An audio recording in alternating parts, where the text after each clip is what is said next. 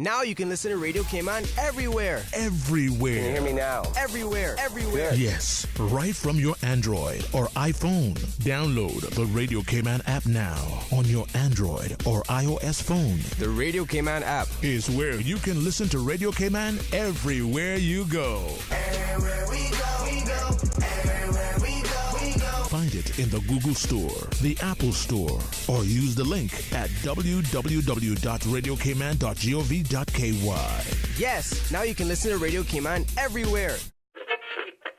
Oh, I think they're doing a great job. A lot of them are. Good afternoon, Dwayne. How are you? Not too bad, sir. Ladies and gentlemen, Radio Cayman's Talk Today with Sterling Dwayne Ebanks. But I do have some questions. There are more questions than answers. Radio Cayman's Talk Today. If you're ready to talk, we're willing to listen. Well, I really enjoy this program today. Cayman Islands' foremost listeners participation program. May God bless every person.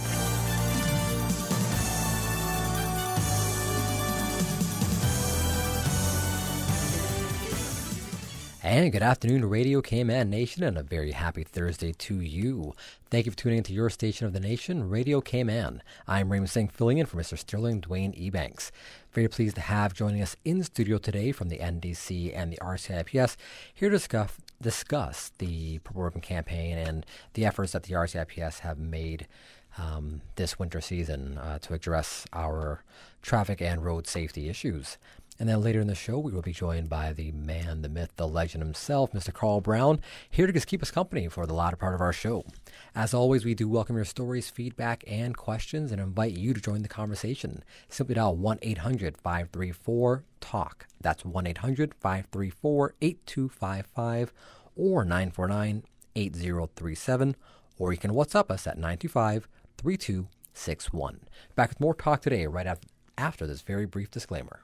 Talk Today is brought to you by Subway, open 24 hours in Countryside, Anderson Square in Georgetown, and Centennial Towers in West Bay. And by the Ministry of District Administration, Tourism and Transport. Explore your history, explore your land, explore your sister islands. MedLab in Smith Road Plaza, your complete medical laboratory solution. Call 949-7331. And Savannah Pharmacy in Countryside Shopping Village, convenient opening hours including Sundays and holidays.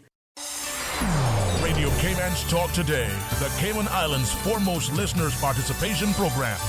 We ask our listeners to avoid statements or comments which are abusive, derogatory, malicious, or defamatory. Do not use any indecent language or make any statement which is false or misleading. Email talktoday@candw.ky or call 1-800-534-8255. Courtesy of Live Communication. Let your voice be heard. Radio Cayman's Talk Today.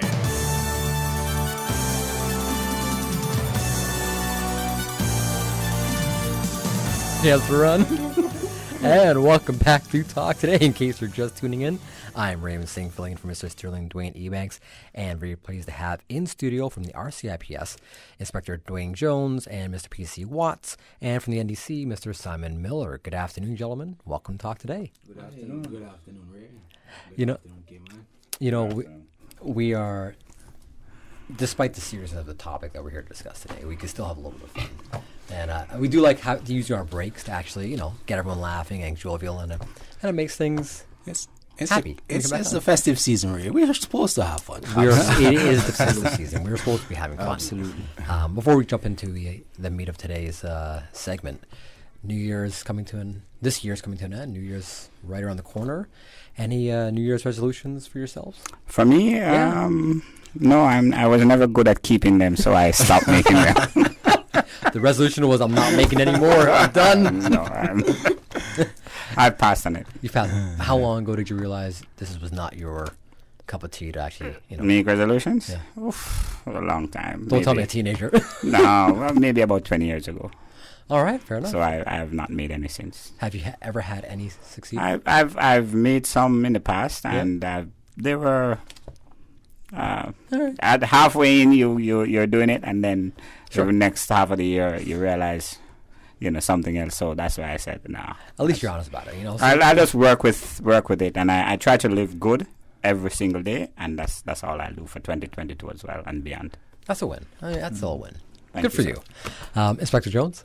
You're putting me on the spot here. I have to. You know, resolutions are, we call it markers or encouraging steps that you set for yourself that possibly you'd want to live by or try to accomplish or achieve during a period. But the reality is that, from time to time there are variants, and of course. Sometimes things will deviate. But for me personally, just to maintain a healthy life, live good, live a clean life, and be good to others, and just hopefully in the end the good Lord will bless me and things will return. I think you're actually, it's a resolution. You just didn't want to share it, right? You copied. You kind of went with the open answer. That's fine. You keep yours. They say if you tell your resolutions, you have less chance of actually achieving them, right? So maybe that's what Inspector Jones is saying here, right? I always thought if you speak out loud, you speak it into being. But they say if you hopefully the universe is hearing me. Yes. That's what you want. They say to actually get the ball rolling first, and then actually start. Because if you start ahead of time, for whatever reason, because your brain kind of implodes and doesn't actually commit to it. Simon, yourself? Well, for me, I'm along the lines of Sir Watts over there. I've moved away from waiting for that day, that hour, that minute, to making the sort of changes. I make the tweaks as I go along. Yeah. Life throws curveballs at you every second. So that's where pretty much I'm at. It's true. So it's one foot in front of the other and keep on moving forward. That's a good way to look. I mean, it's a good way to actually go about it. There you go. All right. Well, thanks so much. Thanks for sharing. I appreciate, even though I didn't hear. I'm gonna get at some point in the show. I'm gonna throw it back at you. You're gonna see. Oh yeah. By the way, yes. We're here to discuss. Keep trying, Rick. Keep trying. Listen, I have 30 minutes with you. The Arrive Alive 345, the NDC's overarching initiative to make sure people are getting from point A to point B and arriving safely. And the whole campaign, is to promote safety and try to reduce any sort of incidents on the roadways. That's why these guys have partnered with us for over 20 years, and we welcome new partnerships as well with other entities and organizations. Every year, Ray, around this time, the whole entire office, the team is just so excited about, who's going to come on board this year. And we're getting ready to conclude the Arrive Alive campaign with our New Year's Eve Purple Ribbon Bus, which kicks off on New Year's Eve at 9 p.m. and the bus service will run until 2 a.m. So, and we'll get into some of the details on how to catch the bus, the sponsors, that sort of things as we go along. So, but thank you for inviting us and having us on the show again. No, it's great. I know every year we are strong supporters of the NDC and the work that you all do, and every year we've really put a lot of focus onto this Purple Ribbon campaign because it is such a great community initiative, and it's an initiative that you don't see many jurisdictions that take this sizable initiative countrywide, really. It's just one jurisdiction that's kind of omitted, that's Little Cayman, right? Yeah. And granted, for now. You know what? That might be a resolution. 2022, Little Cayman, at least one bus. Yeah. At least one bus. Definitely have the restaurants on board in terms of the designated driver and the Purple Ribbon Pledge. That's something to strive for. There you go. There we go. But because you also were doing the fundraiser with the Jason Kennedy, wasn't there a Jason Kennedy fundraiser that was also being done for the NDC at some point here? I'm not entirely sure. You might be putting me on the spot, and I don't want to say yes or no. Fair enough. Because there wasn't the signature board that was the board that was yes. And that was going to be auctioned off at some point. That was the idea. I think you gave us that that's idea. Right. That's where it came. I gave the idea. You know what? That's why he's reminding. That was my volunteer. See, it's a sales strategy, right? Yes, gently. Yes, sir. That's right. That's what the conversation happened. And you know what? The board looks beautiful. The number of signatures that has come on board. That's great. Beautiful. Is it still in motion throughout the island? I think we did our last live remote, but it's there if people want to come in and still, sign the board because I love the idea. Last time when you pitched it to us, but so thanks for reminding me of it. No, it's only now that it's actually come up. I remember the conversation, how it evolved. Well, gentlemen from the RCMPS, obviously it's not always the most grateful of positions. The community likes you one day, doesn't like you the next day. It's just the nature of your particular position. But from those of us that do recognize the value that you bring to the community, I mean, you do keep our roads safe. Do you help keep the drivers that don't drive the greatest at bay, and let me say that very politically correct, because some don't. Ray, I want to say thanks to you again and Radio Cayman for hosting us one more time, giving us an opportunity to converse with the Cayman and people. Thank you for coming on. We're living in a formidable time. Pandemic is upon us. People are pretty much apprehensive about their own safety. Sure. And we want to encourage them to take the necessary precautions to ensure that they remain safe. But primarily today we're here to talk about a different type of safety, which is road safety. Sure. Because the RCRPS is keen on promoting road safety, saving lives, and reducing road fatalities. Sure. I can appreciate we are in the festive season. People is going to have fun. People is going to enjoy themselves. And we encourage people to do so because this is who we are as a community. But what we're saying is do so responsibly. Take responsibility for your actions. The reality is that people tends to go out there, act with impunity and do all kind of stupidness on the road. A lot of road infringements, a lot of breaches. And the traffic law clearly point us into the right direction. It gives us a clear guideline as how we are supposed to behave as a reasonable driver on the road. And we are encouraging people to just pay some attention to the road codes and to the road signs and to the police officers on the street, because if you don't know, you can always stop and converse with one of them, and obviously they will point you into the right direction. We, as a small community, from an RCRPS perspective, we believe that we have attended too many serious accidents. We have our collisions. We have investigated too many collisions on a daily basis. We have informed too many individuals or members of the community in a sad way. We have to visit them and inform them, I'm sorry, but unfortunately your brother, your sister, your wife, your husband did not make it home because of a serious collision and they lost their life. And the reality is that from these collisions, there are serious implications because it will have an economical impact because most of the time those individuals are breadwinners in the family. They have small children who are looking forward to mommy coming home or daddy coming home. And obviously from a broad perspective, it affects the community because I know my neighbor good and we converse on a daily basis. You're no longer there. It fills a void. There's a void there to be filled. So we're just encouraging the community. If you act as a reasonable driver on the road, you showed you care to other road users. You looked out for other cars. You looked out for other pedestrians. You looked out for other motorcyclists to ensure that at the end of the day you're doing the right thing. I believe me, 3, 4, 5 will come alive because we all will get home safe. And I know PC Watt is here with me. I brought him here today. He's one of our we call seniors on the road on a daily basis, and he pretty much have an intimate encounter with motorists on a daily basis in terms of prosecution, but not only prosecuting, also educating, because that is primary as well. Because we strongly believe that the more you educate people about the inconsistencies on the road, and hopefully it will advance in terms of there's no reoccurrence of the same incident happening. So I know PC Watts is here, and I know he will share his thoughts. And PC Watts? Yeah, PC Watts. Sure.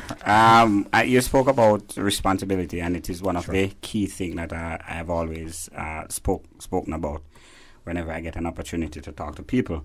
Because, and this is how I put it, a vehicle is a weapon.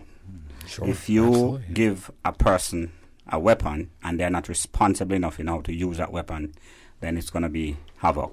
If a person is driving a vehicle on a road not being responsible, whether they are speeding, whether they've consumed alcohol to the proportion where it interferes with their ability to control that vehicle on the road, or whether they are using their cell phones, being distracted, or any other thing that may cause an issue as it relates to the road, then they are not being responsible.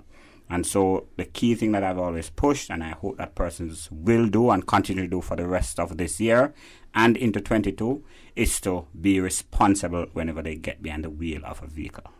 Be responsible. I'm so glad you said that. Every time I talk to someone or I see someone on the road and they're yelling, no one ever wants to take the responsibility. It's always someone else's fault that, they're angry about something else, they're distracted, but it's always someone else's fault.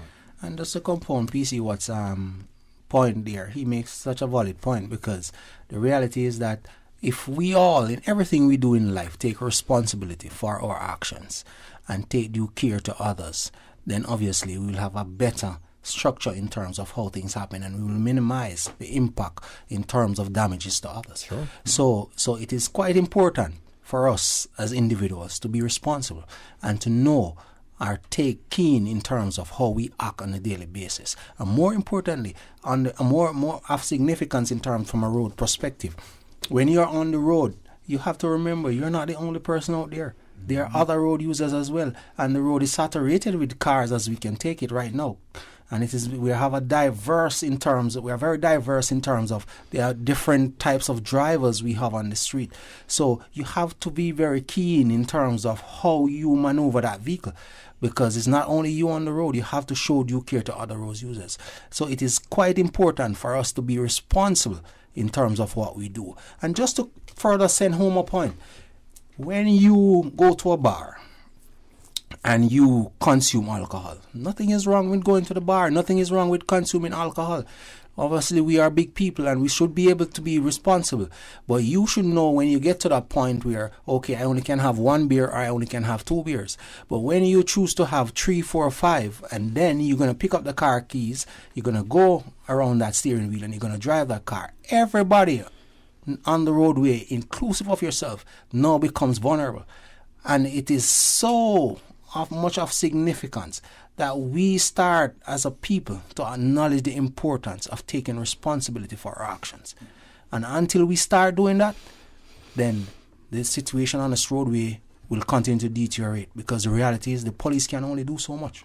And we won't be everywhere at the same time. So we need people to be responsible and take responsibility for their action. And then obviously our society will start to filter in the right direction. That's a great place to take a quick commercial break. On that note, More Talk Today. Back to More Talk Today right after this.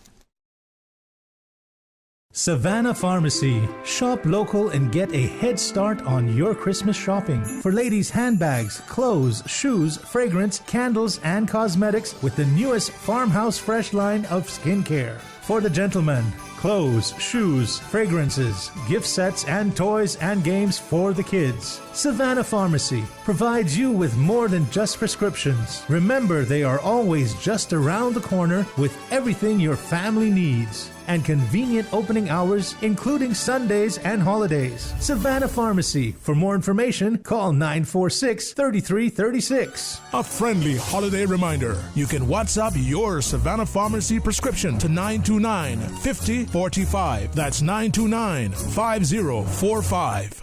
Cash is a must this Christmas! JN Money Cash Month Christmas. Send or receive funds with the JN Money this holiday season to win big! JN Money Cash Month Christmas. Call 1-800-744-1163 for details. Shop at Funky Tanks, the home of electronics and more. Make sure to check out Funky Tanks' 2 locations, Shedden Road and Countryside, Savannah, for loads of fireworks for your Christmas and New Year's celebrations. Also, new stock has just arrived. Funky Tanks, both locations, open 8 a.m. to 9 p.m., December 20th to December 23rd. And on Christmas Eve, open 8 a.m. to 11 p.m. Open 8 a.m. to 9 p.m., December 29th and 30th. New Year's Eve, open 8 a.m. to 11 p.m. Funky Tanks. For more information, call 949-0998. Merry Christmas and a happy and prosperous New Year from the management and staff of Funky Tanks. Hi, I'm Minister of Health and Wellness, the Honorable Sabrina Turner. The best gift you can give yourself this holiday season is the gift of protection. If you are 18 or older and received your second dose of COVID-19 vaccine more than 3 months ago, please get your COVID-19 booster. There's no greater gift than being protected and protecting those you love. For more information on boosters, visit www.gov.ky/coronavirus. Listen to the general public. Your thoughts are just a telephone call away. 1-800-534-8255. What the public is saying. Let your voice be heard. And now, Radio Cayman's Talk Today. There's a balance here. And welcome back to Talk Today. In case you're just tuning in, I'm Raymond Singh, filling in for Mr. Sterling Dwayne Ebanks, and pleased to have in studio from the RCIPS, Inspector Dwayne Jones and PC Watts, along with Mr. Simon Miller from the NDC. Here to discuss the Arrive Live 345 campaign, which has been put on by the NDC for 20 years now, with the Purple Ribbon Bus campaign as well. But focusing right now on the overarching goal of road safety. It doesn't just apply to December 31st. It's a 365-day scenario, which we see the reality is the increase in holiday beverage consumption, kind of fueling a bit of the, the controversy on the roads. But before the break, we were talking about the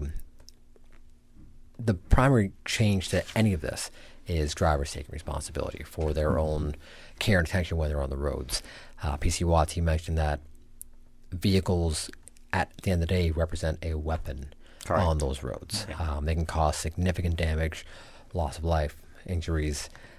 And then during the break, we were discussing that the flip side of this, there's the driver side of the coin, where to that driver, that car represents freedom to a lot of degree. It's their way to get away from the house at times, the way to, if you're a teenager or a young driver, it's the fastest way to get away from your parents. Let's be very honest. That's what it represents with a teenage mind. A 17-year-old boy at home is going, freedom is out there, and the fast way to get it is on a motorbike. It's on a car going fast. And we encourage that, Ray. We want our youths to develop their skills and have fun in doing so, as long as they do it in a safe and confined location. But we cannot encourage them to do it on the main thoroughfare, because the roadway is not only for them, but it is also for everybody else that is so commuting. So we cannot encourage them to just grab a bike, grab a car, and just go on the roadway and just speed at random and do as they have in mind. We can't encourage that. We have to promote safety, because at any point in time, remember, they have to go through school zones. Sure. Remember, our kids might be crossing the road going to school. The future premier might be crossing the road to go to school. Sure. The next commissioner of police might be crossing the road to go to school. The next radio house might be crossing the road to go to school. Yeah. The point I'm trying to make is we have to protect our future, which are our kids. And if we have them acting with this level of impunity where they can just jump in a car, jump in a bike, speed at random and go anywhere, then obviously we'll be sending the wrong message. And we, from a reality perspective, the road is not conducive for that type of behavior anyway. So if they want to exercise their skills, do so in a confined location. And since you mentioned speed, if I may, in regards to road safety, and when we looked at the stats in terms of the seriousness of collisions and the various fatal and serious collisions or injuries that we investigate on a yearly basis, then the two main factors that are associated or tied in with most of these collisions are speeding and driving whilst intoxicated. So we cannot encourage people to speed to kill themselves or kill others. We can't do that. So we've seen the, not speed traps, but we've seen the police officers ticketing and setting up roadblocks or stops. We've seen them on South Sound at times. Yeah. We've seen them further up on the Bobby Thompson way. We've seen them Lincoln Pearson. They've been set up at various places. How about in the BRAC? Have we seen any kind of setups in the BRAC, or how are things? We've got a WhatsApp message, which I'll read out in just a moment, but was there anything on your end from... Well, if I may... You want to address it, or you want to... Well, I could, yeah. A team of us from Grand Cayman went down to the BRAC earlier this year. That was in May, yes. We spent 9 days down there, and we conducted a number of different vehicle checkpoints to include speeding, looking for all those vehicles that were expired. What we did was we knew the details of how many vehicles would have been on the roads and not registered, and we get that information from the DVDL, our partners. We work closer together. And so once we got there and we set up our checkpoints, we were able, and we had several persons were prosecuted, but one major highlight that came out of that trip down to the BRAC was that from the DVDL department, within the first 3 days of being there, 75 persons went into the department and had their vehicle documents updated and all of that. And so that speaks volumes. It does, and it goes again to being responsible. And they took the responsible action of getting it done, but they should have done so before we actually got there.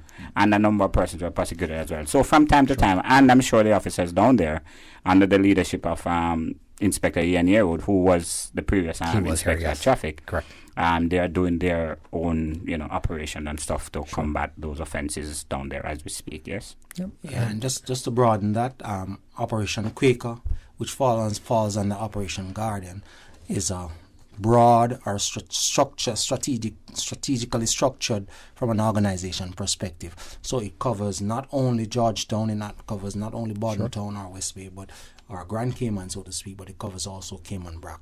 So Inspector Ian Haywood, who is in Cayman BRAC, we work together in terms of coordination, and we share ideas. We work. We are succinct in terms of how we carry out our operation, and I know for sure during this festive time they are also doing their thing to minimize or suppress infringes like DUI, speeding, and the whole works. So I know they are continuing their operation. They are doing it at a much less scale or slower scale than we would normally do because of the influx of people they have over there.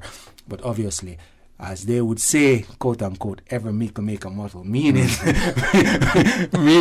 if we can save one life today, that's all we need to do, and that is important because we want to get there alive, Simon. That's 3, 4, right. 5. Absolutely, sir. If I may, have 2 quick questions really quick. This has been quite a popular segment. We've got, in just those 5 minutes, we got 10 messages came in through WhatsApp. So I'm going to read 2 of them very briefly from what I was able to get there.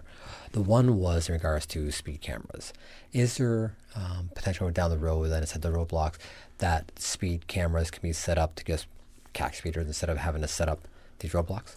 Yeah, I'm Ray. I want to thank your caller for your WhatsApp listener for sending in the message and for showing their concerns or contribution from a traffic or road policing perspective.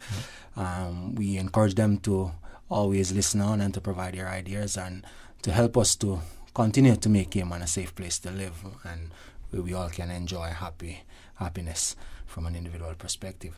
In regards to our question, or his question, this is something that we have looked at on a broad scale, and I know it is in the works in terms of developing an e-ticketing system where you no longer will have to see policemen standing on the side of the road with a gun looking at you down the road to pointing at you, pulling you over and all of that. But more when you go through like systems like in the States, when you go through certain cameras, it will ping on your license plate and then they will send it through your the mail and you get a ticket and you go to the course and you pay it. Something similar to that fashion. I know it's being considered and it's in the works. So I know down the line, sometime in the near future, you no longer have to see PC Watts on the road or myself. But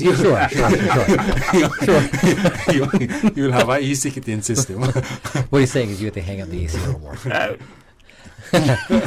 Second question, which I thank you for that. Thank you for answering that question because there's actually we've seen those for about 20 years now in other jurisdictions.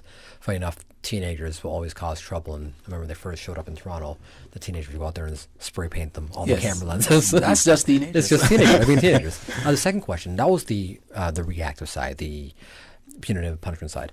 The proactive side, another messenger through about the potential for better or greater cooperation between the RCIPS and the Cayman Motorsports Association. And you mentioned the confined areas for younger drivers, or any drivers really, but young drivers who want to explore that freedom to actually be able to drive fast in a confined area.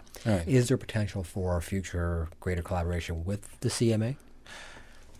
Put it this way, I think that's a question really for those that have the ability to provide a confined location for those individuals. But from an RCIP perspective, what we will do or what we will promote is the safety part of it and ensure that wherever they are, they remain safe and that they're not being compromised or others are not being compromised in any way. I know sometime in the past we used to have I think somewhere in breakers that people used to go and exercise their skills and enjoy themselves and all of that. Sure. But things have deteriorated so much that they want to take it away from the compound onto the roadway, and obviously we could not encourage that, or I don't know what happened in terms of the confined location, how things fall apart. But it's something for us to speak to our government about, or maybe the responsible persons, and maybe they can provide something for the youths. It is always good to encourage the youth to exercise their skills and have fun. And if I may just add real quick to what the inspector said, even in those situations, in those special environments, there are rules. And the rules come back to responsibility. I mean, racing a car or a bike or anything, you have to have the proper safety equipment. Yeah, you have to have and all ambulance, that. So, and I think that's the overarching thing what we're seeing here. Yes. In all aspects of it, is boils back to responsible. You're not going to be allowed to come in those facilities and just come with your car or your bike in any kind of way. No. There's going to be an inspection process, to make sure that the safety aspect is kept and adhered to. And again, piggybacking on that, what we found and what was happening in the past was when Breakers Speedway was operating, persons wanted to drive an illegal vehicle there. So persons wanted to drive a vehicle that had no insurance or it wasn't certified to be on the road. And also some of the younger drivers were not licensed to do so. And so we had to set up roadblocks. There were quite a few popular ones which the members of the public would know about. And we stayed there. So what we said to persons was, it is okay to go to the Breaker Speedway and drive once they could meet those protocols, those safety protocols. But they have to get those vehicles towed there, or if they are being driven on the road, it has to be licensed, insured, and driven by a person who has a Cayman driver's license. Sure, and very reasonable rules and regulations. It's meant for safety at the end of the day, right? Yeah. Safety of the driver and others as well. Absolutely. We do have one call on the line, but we have to go to a commercial break. When we come back, we'll be taking that one phone call and then going through the list of the Purple Ribbon campaign and how the community can get involved in that campaign tomorrow evening. It's already on us tomorrow. Sure. Back with more talk today, right after this. We may be in Christmas shopping mode, but 'tis the flu season too. Savannah Pharmacy has immune system boosters for the entire family with a range of vitamins and supplements. Their knowledgeable and courteous pharmacists are always available to offer the best advice and products. Remember, they are always just around the corner with everything your family needs and convenient opening hours, including Sundays and holidays. Savannah Pharmacy. For more information, call 946-3336. A friendly holiday reminder. You can WhatsApp your Savannah Pharmacy prescription to 929-5045. That's 929-5045. At Subway, we caramel a lot about our customers, so we decided to give you 2 treats in one with the new Caramel Apple Cookie. Enjoy cinnamon apples, caramel bits, and salted caramel crunch baked in, and topped with a drizzle of caramel-flavored icing. Gooey, crunchy, and yummy. Complete your Subway sandwich, pizza, or salad with the delicious Caramel Apple Cookie or any other cookie flavor and dessert, available for a limited time at all Subway locations. Subway. Eat fresh. Stay clean, stay safe, hey man. Reflection sells gallons of sanitizer for only $25. Buy 2 clip-on sanitizers for just $5. Reflections has the best KN95 masks or reusable cloth masks, and you can get 2 for only $5. Blue surgical masks and face shields are available for children and adults, as well as 10 and 50 packs of black surgical masks. Volume discounts available at Reflections. Jose's Rubus, Reflections Hemp and Tobacco, all 5 Liquor for Less locations, and Food for Less, open 24 hours every day. Don't miss the Liquor for Less incredible priced better markdown. Hundreds of fine from $2.99. Cases of ice cold below wholesale prices. Save $10 off liters of absolute exclusively at Liquor for Less. Prices so low we can't say them on the radio. The way we travel has changed. Get informed. If you plan to travel or anticipate the arrival of others to our shores, there's information you need to know. Visit www.explore.gov.ky/Travel Cayman for current travel protocols and guidance on what's required. Learn more by visiting www.explore.gov.ky/Travel Cayman. Listen to the general public. Your thoughts are just a telephone call away. 1-800-534-8255. What the public is saying. Let your voice be heard. And now, Radio Cayman's Talk Today. And welcome back to Talk Today. In case you're just tuning in, I'm Raymond Singh, filling in for Mr. Sterling Dwayne Ebanks. And again, pleased to have in studio from the RCIPS, Inspector Dwayne Jones, PC Watts, and from the NDC, Mr. Simon Miller. We do have one caller on the line, which we'll take very quickly. Good afternoon, caller. Thank you for calling Talk Today. Yes, good afternoon. Good afternoon, sir. Okay. I have a question for the RCIP. Yes, sir. I can actually make it really quick, though, because we do have to go to Mr. Simon here. Yes. Do the police officers carry body cameras, or do the vehicles carry cameras in the vehicles? Yeah, Inspector. PC Watts. Yeah, they some of the vehicles have cameras in them, and most of the officers at traffic, we do wear our body cameras, and we record. And if those are required anywhere, whether it be court or for a disciplinary action or anything, then those will be provided to the relevant. But those body cameras are what we've purchased for our own personal use in terms of when we're on the job. Okay, thank you very much. You're welcome. Thank you, caller, for calling in. Sorry, did you just say the officers themselves purchased those cameras? Yes, we don't have service-issued body cameras. You just did a deletion recognizing the importance of it. It's very important. Yeah, absolutely. And they've come into play several times since, in recent times, where persons have made complaints relative to our conduct on the roads, and the court have accepted the evidence that the cameras produce as well when we go there. Sure. So yes, they are Very very important. No, good to know. Yeah. That's why the top boss does something for the big bosses to deal with. Ray, he's trying to throw me under the bus here, but it's alright. Publicly to That's alright. That's alright. I think the rule is if you wear a tie, yes, as a member of the RCIPS, by default, you get thrown under the bus. We are cognizant of the issue, and we pretty much have made representation to the bigger bosses who are reviewing, have reviewed the situation as it stands, and they have also acknowledged the importance of it. Sure. And I know it is in their budget for acquiring or procuring for some time in the near future. That's good to know. But what have been encouraged by my team, and we have recognized that it has helped in exonerating from both internal and external investigation. Absolutely correct. That if for their own safety, then they normally just wear it to provide evidence that a member of the public comes and say, "Oh, Dwayne Jones was so rude to me," and I can say, "Please, here's the evidence." Sure.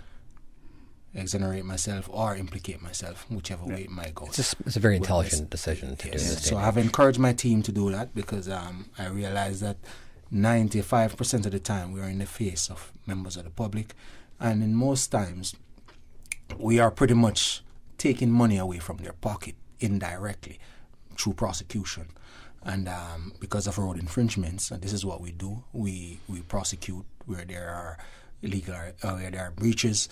And in most cases, people becomes upset or not happy that you're taking, which is understandable, quite frankly, that you're taking money from them that could be better used elsewhere, pretty much. But at the end of the day, they have also to understand that this is not just we wanting to do it, but this is what we are required to do by law as it relates to our job.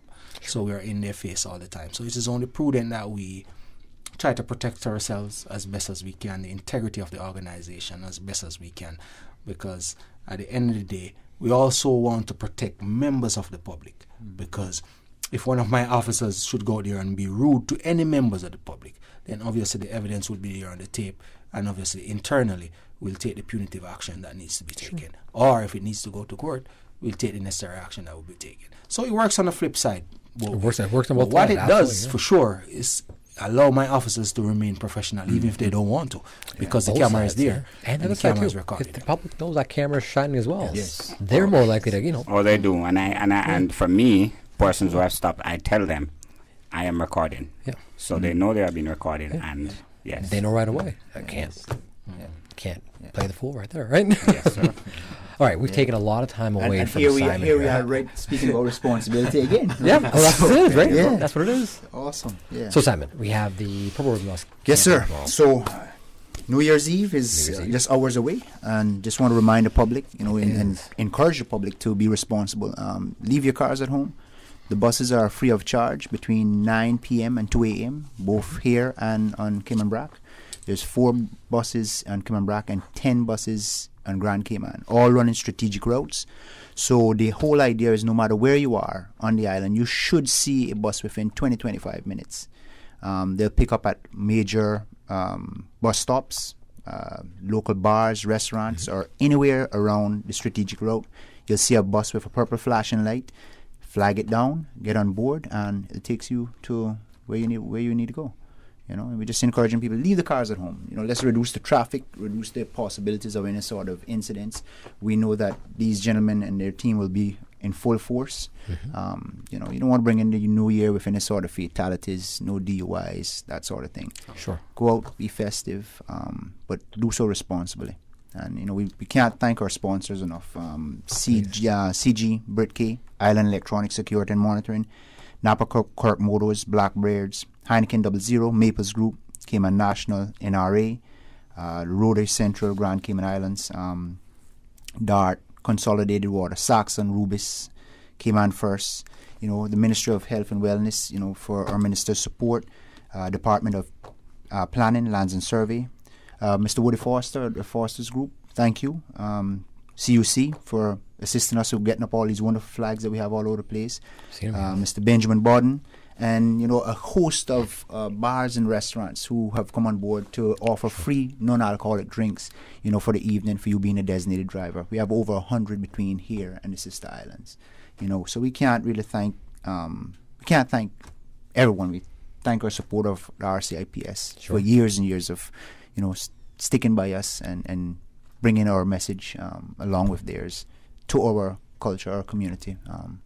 And there's it. So I just want to wish everybody Happy New Year when it comes. Be safe. Thank you. Take the buses.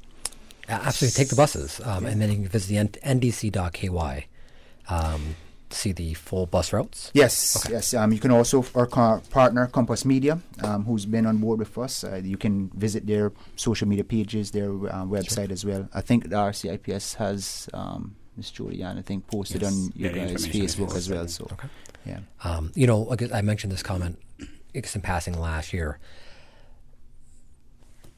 Those who wish to commit crimes are not unintelligent. They look for opportunities to do so. The safety for our patrons of the buses at the bus stops, at the various stops along the way. Can the RCIPS offer any kind of guidance to those who are using the buses? Because at the end of the day, people are going to be traveling with cash in their pockets, etc. Any safety recommendations for those who are out there? Well, this is what we do, Ray. Our primary thing is to ensure the safety of the community. And I will kind of take my traffic hat off now and put on another cap, which is the safety in terms of from another perspective. Overall, we want to encourage people, if you're going to take the bus, to stand where pretty much the area is lit, or where you can be clearly seen or others can see you. If you have your car keys or your house keys and you don't really need it, leave it at home, so you might not go out and lose it, and then somebody will have access to your premises and all of that. We also we encourage you not to take, if you know you're going out and you might spend $50, don't take $200 with you. Just take enough money that you think you might be able to spend. Also, always advise a family member where you are. In the event that something should happen to you, somebody could quickly respond to your aid. And if for any reasons you're anywhere and you feel uncomfortable, don't forget to pick up that phone and call 911 and say, I am at XY point and I'm very much uncomfortable. This is what is happening around me. And can I have some assistance or some aid in removing me and taking me to another location? We are here not just to at the end of the day, to prosecute people or to show you quote unquote the bad side of policing by arresting somebody. We are also the friend of the public. And we want the public to see us in that regard. We want people to appreciate that the police officer is there not just to arrest you, but to provide the requisite assistance in terms of guidance and protection. Because this is our community, and we have to ensure that we remain safe at all times. And from a police perspective, anything we can do to assist the member of the public to ensure their safety, that is what we readily and acceptably will do. So we just want to encourage people, be careful, know your surrounding, know where you are. Don't allow yourself to run off in vulnerable areas where you'll be compromised, but always protect yourself, know where you are, and always look for the safest place to be at all times. And don't forget, call the police if you need to. And just to add, please, obviously there will be a lot of mobile patrols, so your police cars will be up and about on the roads right throughout the entire islands. Sure. During the festive, we have been that way, and we will continue to be that way, especially leading into the New Year's. That's fantastic, gentlemen. Thank you so much again for taking time. We do have to go to our 1 p.m. headline news. Simon, all the best with the bus tomorrow. I know you'll be riding the bus yourself tomorrow evening. Yes, sir. I will be out there. You'll be out there? Absolutely. It has become a routine, a ritual for me now for every New Year's Eve. So, gentlemen from the RCIPS, thank you so much, Christopher Jones, PC Watts. All the best for 2022. I let you off the hook with coming back for your New Year's resolutions. On that note, we're going to go to our 1 p.m. headline news. When we come back, we'll be sitting down with Mr. Carl Brown. I think he's having a delightful conversation about life in general. Back with more talk today, right after this.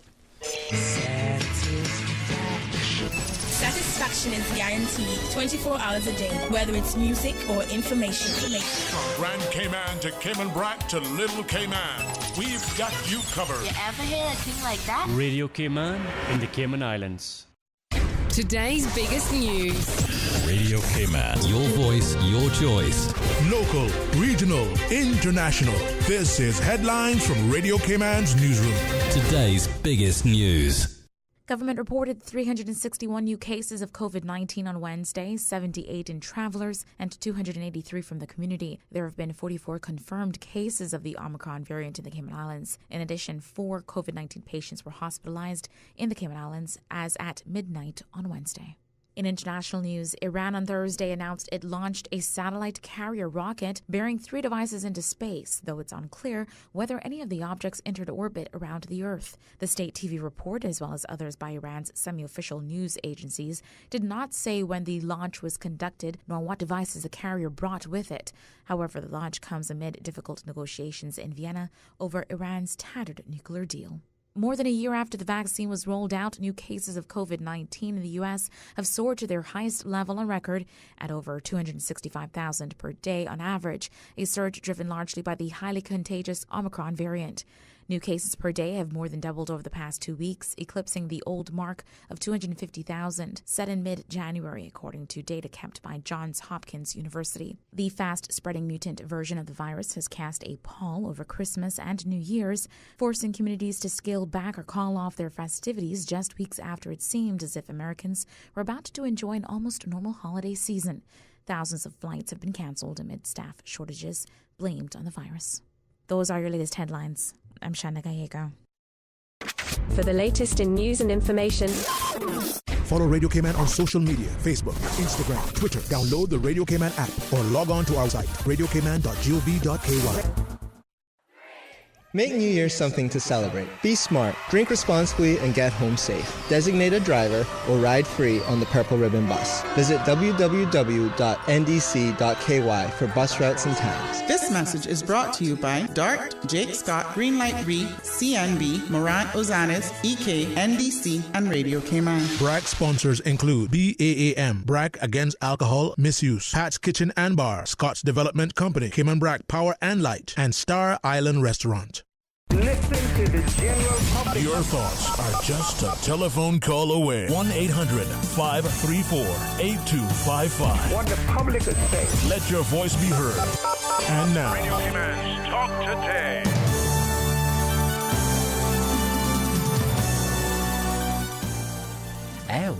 And welcome back to Talk Today. I'm Raymond Singh, filling in for Mr. Sterling Dwayne Ebanks. And a big thank you again to the RCIPS and the NDC who are just in studio. Now pleased to have in studio playing magical chairs with me, Mr. Carl Brown. Welcome to Talk Today. Good afternoon, Mr. Ray, and good afternoon to our listening audience. We are privileged to be alive at an interesting time. Without doubt. That's a great way to start the conversation, actually.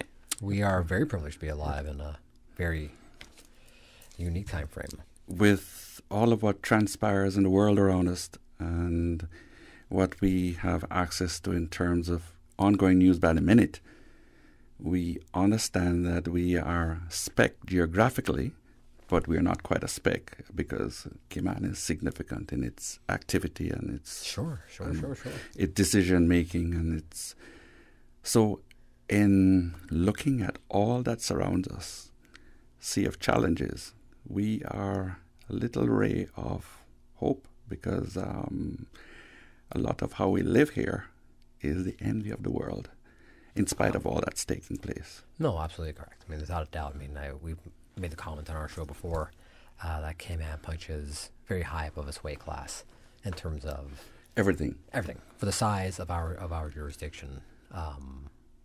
All three islands combined, size-wise, population-wise, yes, physical size is quite small in comparison to a very, well, not even big world, but a very big world place. Oversized in every way, from Little Cayman right through to Cayman Brac to Grand Cayman. Absolutely. And access that's to quality of not life, access to education, access to work, access the ability to influence global initiatives and policies.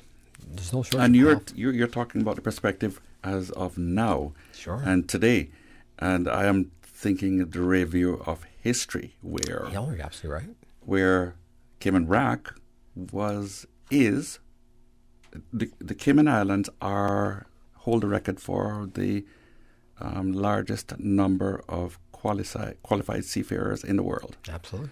That's captains, engineers, going all the way down to the bottom of the heap in terms of qualified mariners. And Cayman Brac has a larger slice of that pie in terms of qualified sea captains and engineers. That's right. We've had Mr. Banks on the show discussing the seafarers on a number of occasions. Obviously very proud to see Seafarers Way now become a landmark itself. Yes, and that's a small step in the right direction. We need to ditch Discovery Day. Columbus drove by us and said, "Hi, I have discovered you." The truth is, our seafarers have made who we are today. We are standing on their shoulders. And in terms of outsized, from the 1800s, building tall sail ships, becoming part of the maritime community in war, distilling right throughout anything to do with salt water, the Caymanian seafarer was world renowned from those days. And it is wrong for us to be right now where we are, where our children are born, and they hear these quiet whisperings when the sailors get together, and it's not distilled down to the curriculum that circulates in our schools from primary school about who we are, where we have come from, that these youngsters can feel that they have a place in not only in their society but in the world by virtue of their DNA, starting with that. So ditch Discovery Day. Ditch Discovery Day. It is part of history, but it is outsized in its thought process in terms of the impact it has had on us. In terms of... Sure, no, of course. In comparison to these people who did this gigantian thing over a period of time and passed it on to their next generation youngsters. And it's not just the males. It is the females who were part of the equation of balancing Earth while they were at sea to make it all work. Yeah, absolutely. And these ladies who went to sea with them. I think we have a number of significant characteristics about our seafaring community that's unlike any other place in the world. We have the highest number of qualified sea captains, engineers, And we also have the highest number of qualified mariners with unlimited tonnage license, which means there were engineers and sea captains who could sail any ship in the world and could be the engineer on any sized ship in the world. And there were more of them here than anywhere else in concentration. Lindbergh's dad, yes, Mr. Eden, unlimited tonnage license. I hear on the significant vignette series, we were talking about Mr. Klein Glidden, whose reputation for now is having been in our legislative assembly as our sergeant at arms. However, Mr. Klein was also a sea captain with an unlimited tonnage license. That means he had qualification to sail any ship built in the world. Do we understand the impact of that for such a small country and so many? Seriously, I mean, I think globally we tend to forget history. Unfortunately, globally, the youth don't tend to pay attention to history until they get to a certain age in their life and they start recognizing they have a history, so they start valuing the history that preceded them. What's amazing is some of our young people are sitting on their grandfather's laps, and this has been coming out very strongly over the last year, where Mr. Loxley, God bless him, has been Loxley Banks, absolutely, who has been a champion of bringing out these stories in a significant way with the voice clips that come from all the way from the time he was in the Air Force. Yes, no, I've heard of that. I've heard a with lot of them. his dream of Cayman having its own radio station and it being the centerpiece and the heartbeat of Caymanian culture. God bless him for that, and we cannot give him an honor large enough, befitting of what he has bestowed as a legacy. But we are talking about youngsters sitting on their grandfather's knees and hearing them flippantly refer to shipping incidents, which were international shipping incidents, hear them talk about war, and they do it in such a modest way that the gravity of what they experienced cannot be truly captured unless you have the right person sitting in front of them with the ability to pull the story from them in its full color and its full impact. We have gentlemen here who have sailed on classified missions during World War II, and out of their commitment to the cadre of who they emerged from, they will not speak in any detail as their colleagues have and written books. Sure. But they have experienced. Our Captain Paul has seen and been on ships that have been written about internationally in incidents, and many of our other prominent mariners. We have a cadre, a small group of people who were part of the formative group before the Navy SEALs were formed, who performed acts of bravery totally outsized to where they came from.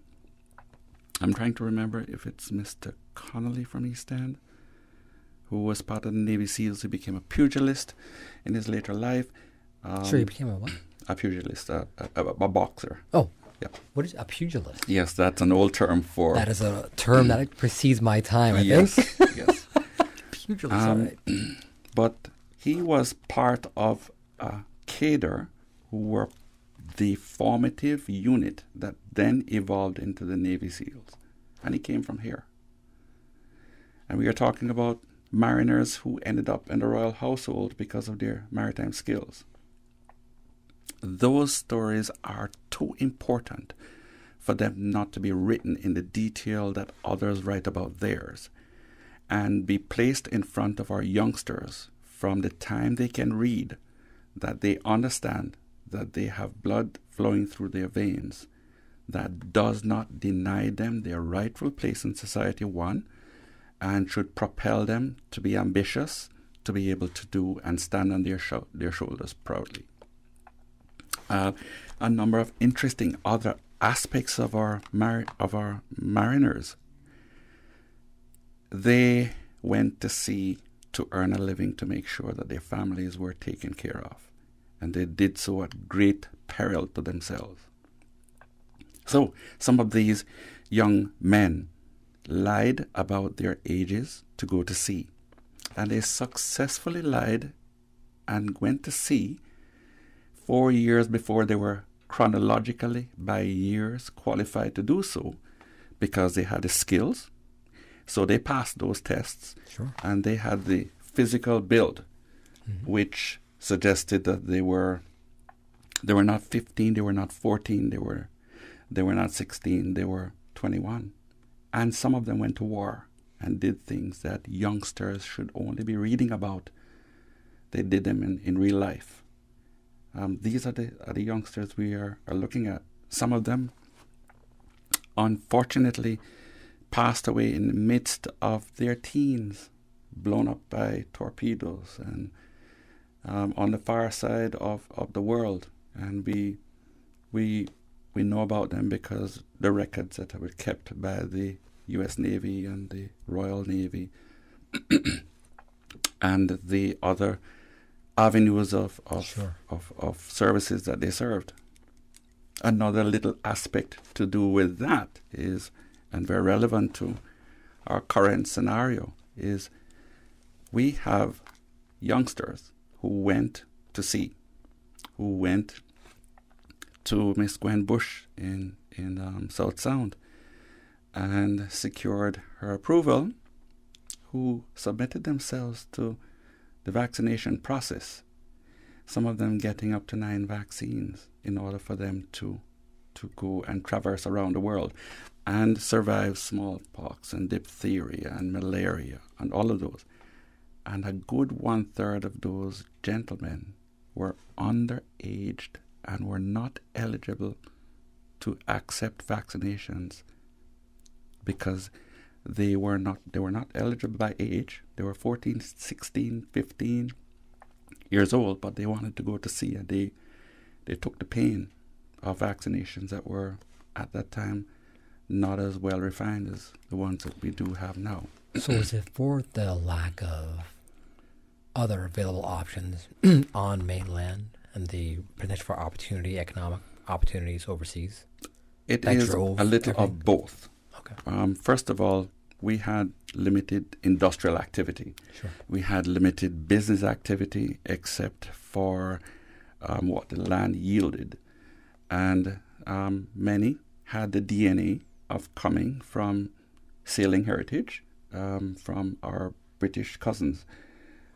We do have a lot of significant ties to England by virtue of DNA, sure. as well as Africa by virtue of slavery. Sure. And that DNA thread carries with it a predisposition. And many of them came here through shipwrecks, through running away from being subscribed to the navies. Sure. But they carried their skill sets in their veins. The salt water was distilling through their bones. They came here to live. It was not easy to live here because based on history, we know that the indigenous peoples would pass by but didn't stay here because of the adversaries of our border patrol, mosquitoes. And they didn't live here because it was a little harder to live here and easier to live in Cuba or Jamaica, which is close by. But they would pass by. There's more palatable land. They came to harvest turtle. Sure. So we're talking about the Tainos, the Arawaks, and the true indigenous that has evolved as indigenous are those who came from England, Scotland, Ireland, who ended up here and decided to survive the mosquitoes and to manage, and they did. So they became the true Yes, they are. I like how you threw that in there. On border control, they sailed by, but our border control stopped them. The mosquitoes. You know what? On that note, let's get a quick commercial break. When we come back, we have a whole hour with you, Carl. This will be fun. Back to more talk today, right after this. Sometime before 1837, a Mr. William Ryan, a restless traveler from Dublin who had worked in New York, jumped ship in Colombia. He would then go to Jamaica, where he trekked by foot from Kingston to Montego Bay, and somehow found his way to Cayman Brac, where he married the lone daughter of Stephen Foster and Elizabeth Christian, a Miss Sarah Christian. The two had 4 sons, and then moved to Roatan, Honduras. Following Ryan's passing, Sarah Ryan went to Belize and then moved her sons back to Cayman Brac and brought with her an impoverished carpenter named William Kirkconnell. The two would later bear a son named Watler Kirkconnell, who went on to establish one of the most prominent Bracker families. Information from this historical vignette was sourced from Founded Upon the Seas, A History of the Cayman Islands and Their People by Michael Creighton and the New History Committee. The Cayman Islands Chamber of Commerce Pension Plan. We're here for you. Please be advised that the pension contribution holiday has been extended until 31st of March, 2022. Employers and plan members should ensure arrangements are in place for salary deductions and remittance following this date. The Cayman Islands Chamber of Commerce Pension Plan, keeping you informed. For further information, visit chamberpension.ky. And for information as it happens, follow us on Facebook, LinkedIn, or Instagram. Email admin@pensions.ky or call 745-7630. We're here for you. The holidays wouldn't be the same without a little boom from Fireworks Limited. Cayman's biggest firework discount megastore is now open behind Massive Equipment in Industrial Park. Fireworks Limited has a megastore full of new fireworks and offers huge volume discounts. Stock up early and save big with free gifts with every purchase and the biggest variety of products on island. Fireworks Limited is behind Massive in Industrial Park with tons of parking. Open until 6 p.m. every night and until 9 p.m. on Christmas Eve and New Year's Eve. Park your car this New Year's Eve and ride the Purple Ribbon Bus. It's free. Be safe and drink responsibly. Arrive alive 345. Take the pledge, designate a driver, or ride the Purple Ribbon Bus on New Year's Eve. This message is brought to you by the National Drug Council and Radio Cayman. In answer to his question about the subjects, there are more questions than answers. Radio Cayman's Talk Today.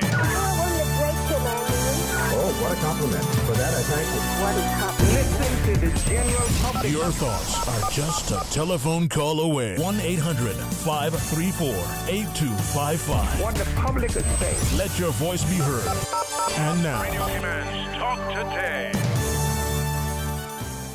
And welcome back to Talk Today. In case you're just tuning in, I'm Raymond Singh, filling in for Mr. Sterling Dwayne Ebanks, and very pleased to have in studio the man, the myth, the legend himself, Mr. Carl Brown, just joining me in studio for a roundtable conversation about everything under the sun. And we started with the seafarers. Yes. And a meaningful yes. Start. Was the suggestion then to change Discovery Day to Seafarers Day?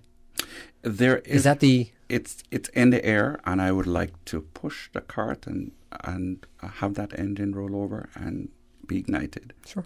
Because our seafarers have earned their place in our community more so than any other aspect of our life here. It is on their shoulders that we stand when it comes to our financial services industry. Sure. The seafarers went away, and they worked hard, sent their money home. Our first bank was in that post office right in the middle of town. And it became a challenge because there was too much money coming in. And it needed to move to the next sophisticated set of protocols and processes that it could connect with other institutions around the world and enable it to become a full-fledged bank. Sure. That didn't happen, and what happened was Barclays came in 1953 or 59, one of those. And it was because of seafarers that Barclays was attracted to come here. And thereafter, Royal Bank came in 1963, or I think, 1963. Sure. and it was because of So the bank trust laws all got set up and everything got set up in the 60s. And we became a little more less the islands at time forgot to be more poignant. The seafarers not only brought their money, they brought their experiences.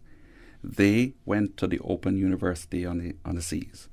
And not only were they remarkable mariners, but at ports, they did not miss the opportunity to learn about the countries they went to, the political systems, the processes, observing commerce at work, and making notes and coming back and seeing what could be applied to our community. Sure. So they are part of the formative structure. Along with that whole framework, we have this seafaring woman. And I'd like to pay homage to our Seafarers Society, the Caymanian Seafarers Association. They have a calendar out which provides rightful place of the widows and the wives of seamen. Without these wives, there would be no Caymanian mariner. They were the birthplace of the next generation mariner. Sure.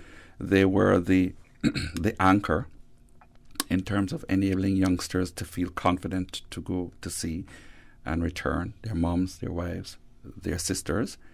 And these ladies formed the organism for societal continuation in Cayman when our mariners were at sea. Yeah.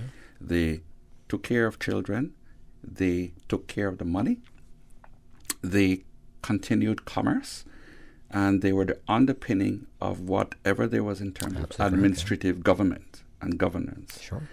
And later on, they were the ones to go on to tertiary education, to go to university in full-fledged and fulfill some of the ambitions of family.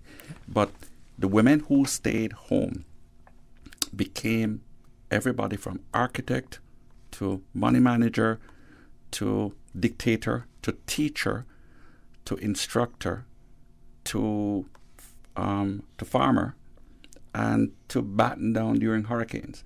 So these women are yet to be discovered in terms of their true significant value to the entire fabric of that historical overview. I do believe that, historically speaking, our women have been losing a little bit of their strength over time because our cultural fabric has multiplied in terms of people coming here who have an aversion to the strength of women. And that is a topic for a whole world of sociology. We can actually talk about that when we get back from the break, but we have a caller on the line. Let's hear a caller, and then we come back and actually jump onto that. Yeah. Absolutely. Good afternoon, caller. Thank you for calling Talk Today. Good afternoon to you, Mr. Ray. Good afternoon, sir. Good afternoon, sir. My friend there, Mr. Carl. I'm very, very happy with the things you've been saying there, Mr. Brown. Yes, sir. About our heritage and maritime heritage. My father's a captain on a shipwright. I'm very proud of it. Although a lot of it is not, quite a bit of it is not known. And I've offered to pass to some of that knowledge to the folks here, but the offer has not been really taken up on many aspects of it. Anyhow, that's just one of the things I live with. To understand things, time has changed in Cayman. You said our culture has not been, I wouldn't say multiplied, it's been diluted. And there is a change that has come about. I won't bother to elaborate on that. You talked about Mr. Klein Glidden. Yes, I knew a long time ago. Klein very well. And he was. He had his captain's license, but he mostly sailed like second or chief mate. He sailed with American Lines. I think it was Grace Kennedy Lines, who owned. They also owned a few cruise ships, liners, they were called Santa Paula, Santa Maria. I think it was a Santa Paula, and there was a couple of others. They were gray, or painted gray, I remember. But his brother, his older brother, Mr. Charles Glidden, or Captain Tally, they all called him, was, I think, our only cruise ship captain. You don't hear very much talk about that, but he was. That is true. That is true. He was. Yes. And also one part of our history we're missing out on is the Swan Island aspect of it. I'm thankful that Mr. Loxley is doing so much and trying his very best, but I'm disappointed in that we haven't focused on many things. And the knowledge is available, but it won't be available for too long. That's very true. It won't be available for too long. You're on point. There's lots of things. I remember my father say, I have a geography book my father brought home, of course, long before he was married to my mother in 1927, but from 1919. And that gave me the knowledge about the redwood trees and so forth, and railways there in the United States. He brought it home because he sailed on those large steel-hulled, five-masted ships. They were used steel shrouding, steel rigging, and so forth. The rot lines even that's all steel. Everything was steel, wire rope we call it, and so forth. And he sailed them for quite a few years, and about 2 years or so. But he sailed around the Carolinas and all that with it. And there are a few others that went. It's too long ago now to try to get right information. I've tried for many things. And, you know, it's a little bit disappointing to me. Not a little bit, a big bit disappointing. But anyhow, I'm glad to hear that someone, you know, we'll keep talking about it. And like you're there talking about, yeah, maybe getting it. I've tried to tell young children here and teachers so also about this and try to get it back in the curriculum, because when I ask questions of them, like, who was Mr. Railbot, Captain Railbot, I don't know. It's like you're asking about a man from the moon, and that's recent history. These things should be known in our schools. It should be embedded in our knowledge. And I'm glad you talked about the wives. I remember my wonderful mother sewing sails. My father taught home put the patterns. I remember it was a big time thing, and so forth. I watched her, and we try and help, you know, one little we at 5, 6, 7, 8, 9 years old. I just leave it at that. But I'd like for us, and I'm glad for you to try to, you know, bring this back and talk about it openly on the radio. And I hope a lot of young people are listening, and even older ones, and teachers. Teachers are listening, and those in the education department, to try to put these things back in the curriculum, that we know it. Other countries have things in their history that are hundreds of years and keep hammering it home. And this is just 100 years ago or so, the major portion of it, and we don't know it. I mean, a lot of the children don't know it. The teachers don't know it. They're not involved in this, in their trying to expound the curriculum, so forth, to our children. And I know, and it's at my age. I mean, my youngest of the 3 children is 46 years old. So, but to others coming up, you know, young Caymanians, it's on raising children. We want this to be embedded in them, as you quite rightly said, how important it was. They're sending home their money and so forth. And that is what paid the merchants' bills. It had to be paid. Yes. The stuff they bought in U.S. dollars, and that is what paid it. They waited until that came back here. Those allotments came home. Yes.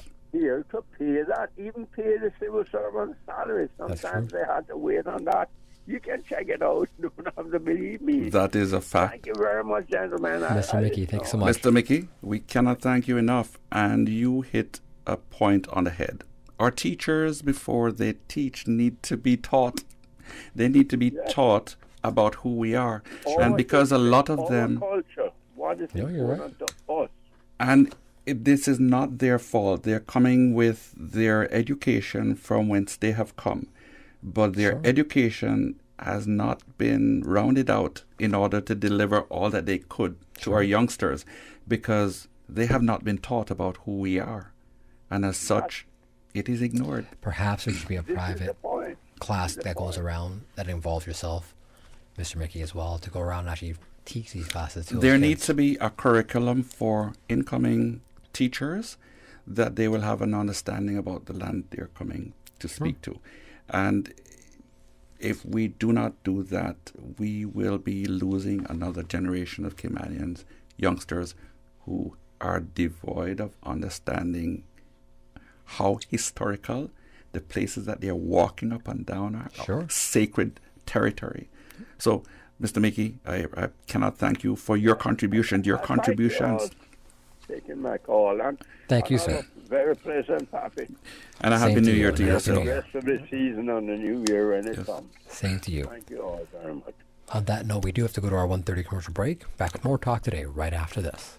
Savannah Pharmacy. Shop local and get a head start on your Christmas shopping. For ladies' handbags, clothes, shoes, fragrance, candles, and cosmetics with the newest Farmhouse Fresh line of skincare. For the gentlemen, clothes, shoes, fragrances, gift sets, and toys and games for the kids. Savannah Pharmacy provides you with more than just prescriptions. Remember, they are always just around the corner with everything your family needs. And convenient opening hours, including Sundays and holidays. Savannah Pharmacy. For more information, call 946-3336. A friendly holiday reminder. You can WhatsApp your Savannah Pharmacy prescription to 929-5045. That's 929-5045.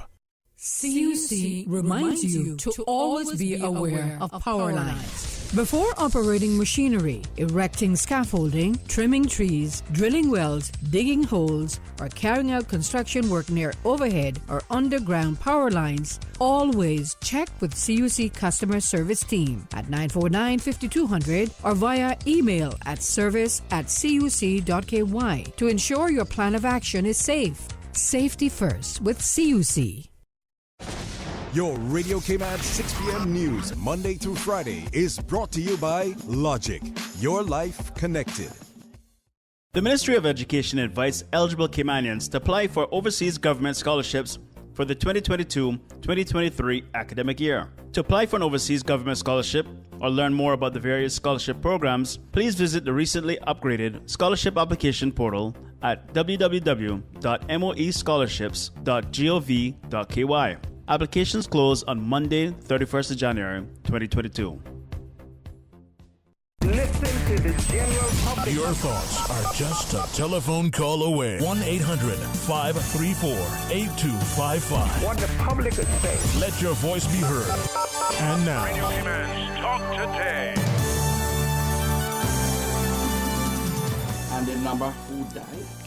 And welcome back to Talk Today. I'm Raymond Singh, filling in for Mr. Sterling Dwayne Ebanks, and pleased to have in studio Mr. Carl Brown, here discussing really anything under the sun. Our conversation today has started with the seafarers and World War II and the necessity to ensure that the education, the story continues to get told and to become a part of the future. A part of the future. In and the the part of now. In the camps, in the scenario where that entire culture is. In the U.S., the U.S. military has glamorized, for the past 80 years, cinema in the States have really glorified the American soldier. Mm-hmm. That level of whether it's cinema, you mentioned being involved in the writing, in the education, but that elevated stance of the seafarer as and it riveted a national icon. It riveted the temperament of the United States in making sure that their next generation would have an embedded mind that was captivated by the intrigue and the storyline captured in film and comic books was a significant that's part Captain America, right? That's the Captain America soldier. It helps with recruiting into the Army as you grow up. I would like to touch on a part that I know that Mr. Banks has referred to on numerous occasions, but I think because there was so much being discussed at any one time with all the sea captains in the room, including Captain Paul and others, that there has been an underestimation as to the impact of the Caymanian mariner within our Caribbean area. During World War II, we were 50% of our male population went to war on behalf of the Allied forces. That is one of the highest per capita populations in the world. And they were deployed to the Royal Navy. They were deployed, some of them went to the United States Navy, and some even went to Canada, the armed forces there. And they did not confine themselves to the Navy, which is as exemplified by Mr. Banks. Mr. Banks, who joined the Air Force. But they were significant in their activity because they were so highly skilled and sought after. They were unafraid of the sea because they were accustomed to it, and they were unafraid to take on new experiences, which is what they continuously were sharpened at when they went turtling, when they went out building tall sail ships in Jamaica, because they had two tall sail ship building plants in Jamaica. I think we had 7 yards here, 2 in Jamaica, 1 in Swan Island, 1 in an island off the coast of Colombia. We had 1 in Roatan and 1 in Nicaragua. That's how broad the Caymanian shipwright experience was. But I diverted. Trinidad. Trinidad was an important part of World War II.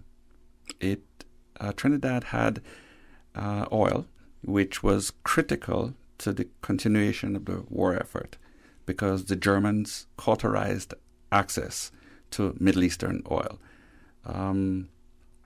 The Germans were very, very successful at creating mayhem in Europe and making sure that they couldn't fuel up.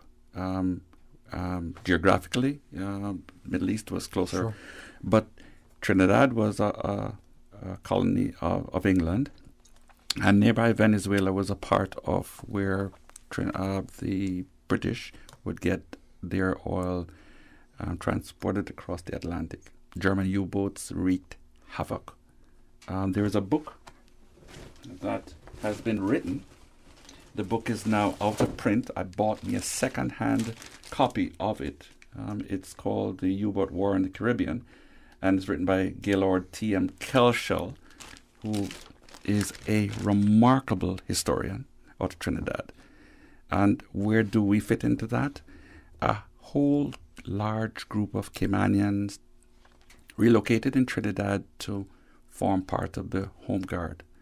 And their specialty being the maritime interest, they were deployed right away to protect ports and to be part of a defensive against German U-boats. German U-boats wreaked havoc, and up until December 1942, according to the U-Boat War in the Caribbean written by Gaylord, their ships were torpedoed to the amount of 1,842,000 cubic tons in the Caribbean. 337 ships went down, and 1/3 of the 6.5 million tons lost by the Allies during World War II was in the Caribbean. That's oil that was lost. This is not only oil, but ships that were shipping oil, sure. but merchant ships that were trying to transport goods back over to Europe or even within the Caribbean. And there were 7,000 merchant mariners that died. Among those 7,000, quite a few Caymanians died. The most successful undertaking of the dispatch of German U-boats was in the Caribbean. They devastated the maritime movements in the Caribbean, and it was the defenses were like carrying a basket to carry water until the Americans decided to commit to the war. And as that gap between when the United States had its hand folded and was watching what was going on, the British had to carry it alone, along with their the assistance of the colonies, and Caymanian mariners were a part of that. Now, we were one of the shipping capitals of the Caribbean. The Websters was one of the largest shipping magnates in the Caribbean, and their ships were commandeered by the U.S. and the Royal Navy to work with movement of food and arms, and they became targets of U-boats. The movement of U-boats in the Caribbean devastated ships literally right off the coast of Grand Cayman. And not only what took place in Trinidad, I'm going to get back to that, but we had about nearly 30 ships that were destroyed between here, Jamaica, and Cuba. And Caymanians were sometimes aroused in the night to watch the show on shore, where a ship would be blown up, and then they would deploy to try to rescue them. Correct. And Hogstye Bay became a literal gathering point to bring war wounded over to the famous restaurant in South Sound. Grand Old House. Grand Old House was a hospital at one time during World War II. I didn't know that. Okay. And we had a U.S. Marine station right behind the library, which was critical to movement since the United States joined the war effort. And because of that, we became also a target of German U-boats. And Mr. Banks has a story he always tells about that there was a story of the Germans that came aboard at nighttime. Yes, and they would be walking around in West town, Bay, and wow, there's a whole lot more. There is. That a lot needs of, to be we don't coming know. out. We don't know everything, right? On that we note, don't. We actually do have 2 callers in the line, but we have to go to commercial break. Let's take our commercial break, and when we come back, we'll take our 2 callers. Back, more talk today, right after this. You see how hard it's raining? Yeah, and I don't have time to fight traffic and get my lunch from Subway. I have so much work to do. Why don't you order Subway by using the Let's Eat or Bento app? Save time, stay dry, and get your sandwich fast. I never thought of that. Great idea. I'm going to order now. Order me a veggie pizza while you're at it. And a cookie platter for the office. Too busy at work or home? Is the rainy weather stopping you from dining out? Order your favorite Subway sandwich, wrap, or pizza through the Let's Eat or Bento app with fast and reliable delivery. Subway, eat fresh. You can now register online to receive a securely verified digital copy of your COVID-19 vaccination status with QR code through the My HSA patient portal.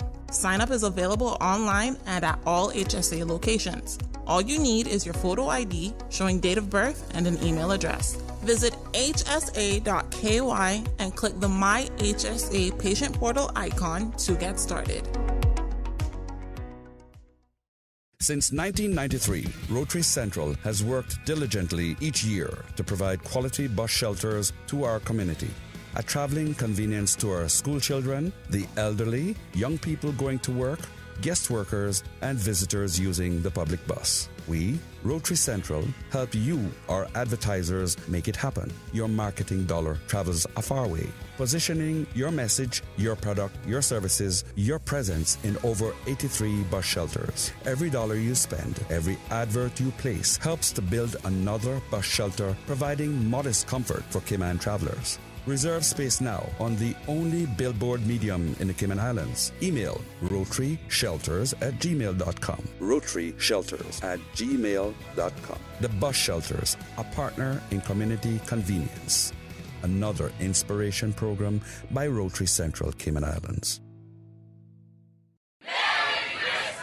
'Tis the season to celebrate. I'm Cassandra Bennett, Trade Officer with the Department of Commerce and Investment. Liquor license holders are reminded of their permitted hours and in particular, the closing hours of 12 a.m. effective until December 30th for all bars, nightclubs, restaurants with bars, and retail mobile holders. All liquor license holders are also reminded that sales must stop 10 minutes prior to closing time, which is now 12 a.m. Social distancing is still encouraged and a maximum capacity for indoor venues is 100 people and 250 people for outdoor venues. Closing hours for New Year's Eve will be announced as soon as a cabinet directive has been confirmed. Stay tuned to Radio Cayman 89.9 FM. For further details, please email the Department of Commerce and Investment at info@dci.gov.ky.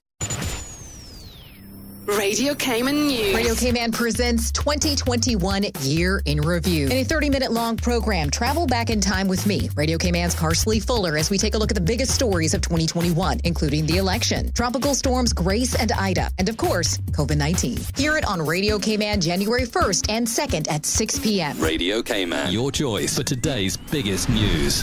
Radio Cayman's 2021 Year in Review is proudly brought to you by Michael Webster Life Insurance. Don't take chances with your family's future. Call Michael Webster at 925-5433. CUC, you've got the power. Rotary Central, together we inspire. Savannah Pharmacy, always just around the corner in Countryside Shopping Village. WhatsApp your Savannah Pharmacy prescription to 929-5045. And the Cayman Islands Civil Service Association, always working hard, promoting and protecting the welfare of its members and providing goodwill between government employees and the public.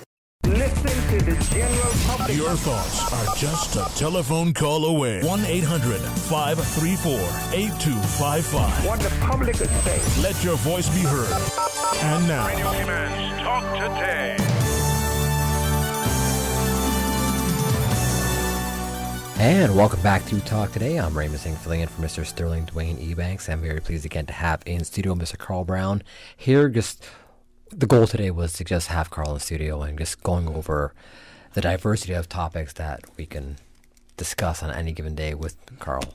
But we do have two callers on the line. We'll take our first caller. Good afternoon, caller. Thanks for calling Talk Today.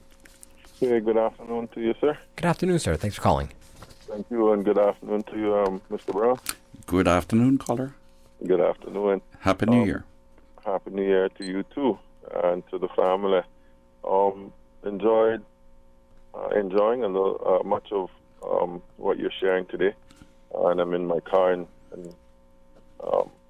quite a bit.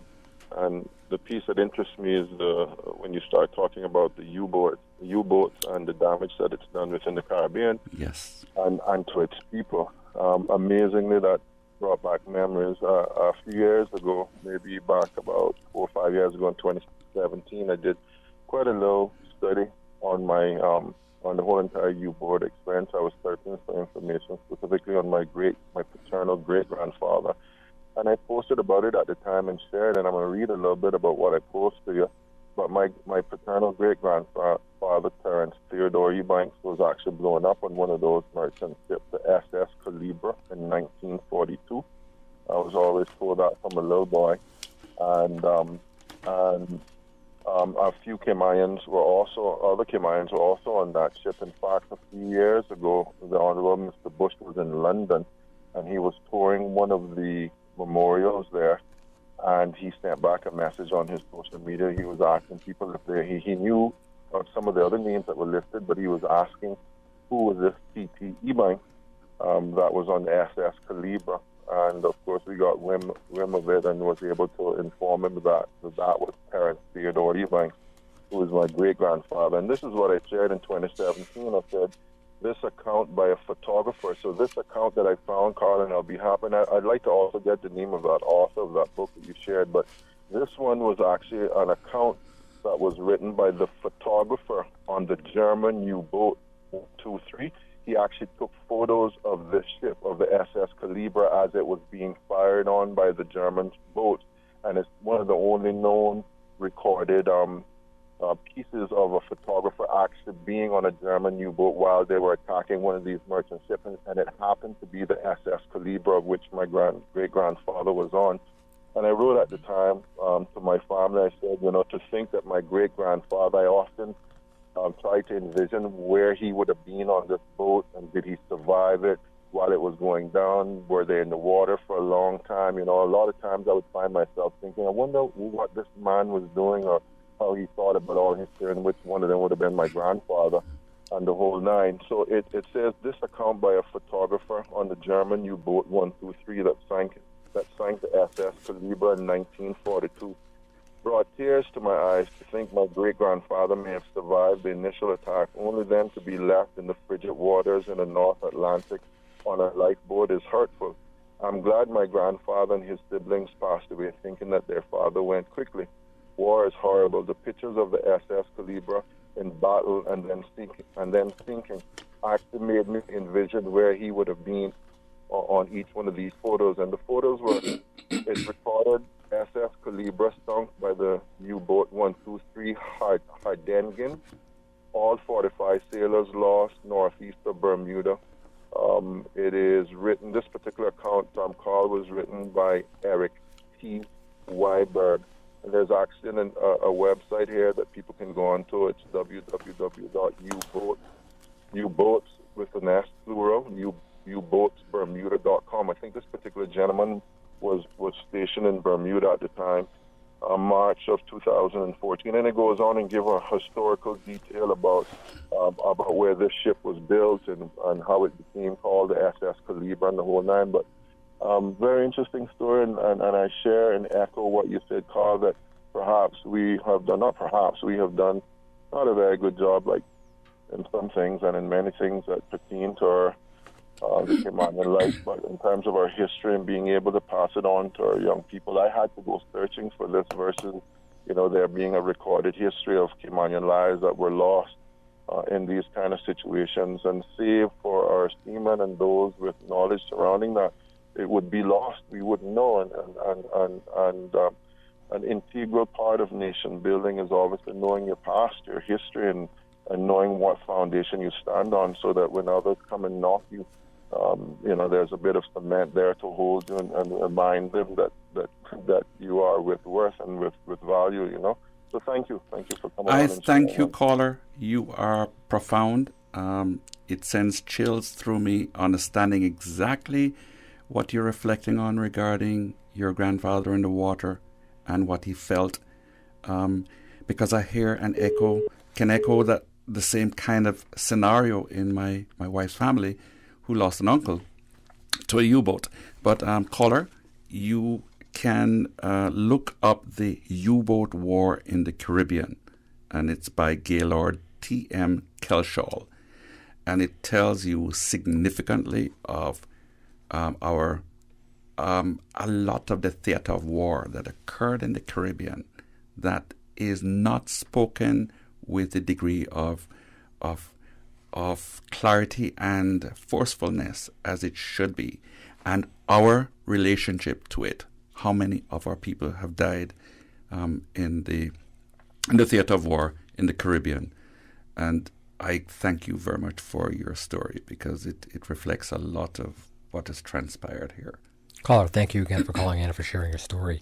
We do have our second caller on the line. Good afternoon, caller. Thank you for calling Talk Today. If I could please ask, we do have to go to our 2 p.m. headline news, so if we do have to cut you short, if you could just stay on the line until after the 2 p.m. news, and we can continue your question and call. So please go ahead. Actually, I'm not sure what time it is. I'm willing to wait till after your break. Okay, great. I'll put you back on hold, and then we'll come back to you after our 2 p.m. headline news. Okay. Thank you so much, caller, for your patience.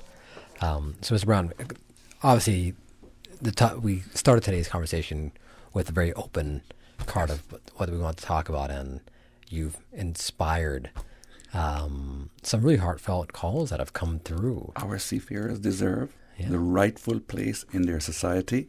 They have they've worked hard enough for it, and their contributions have been ignored and undervalued.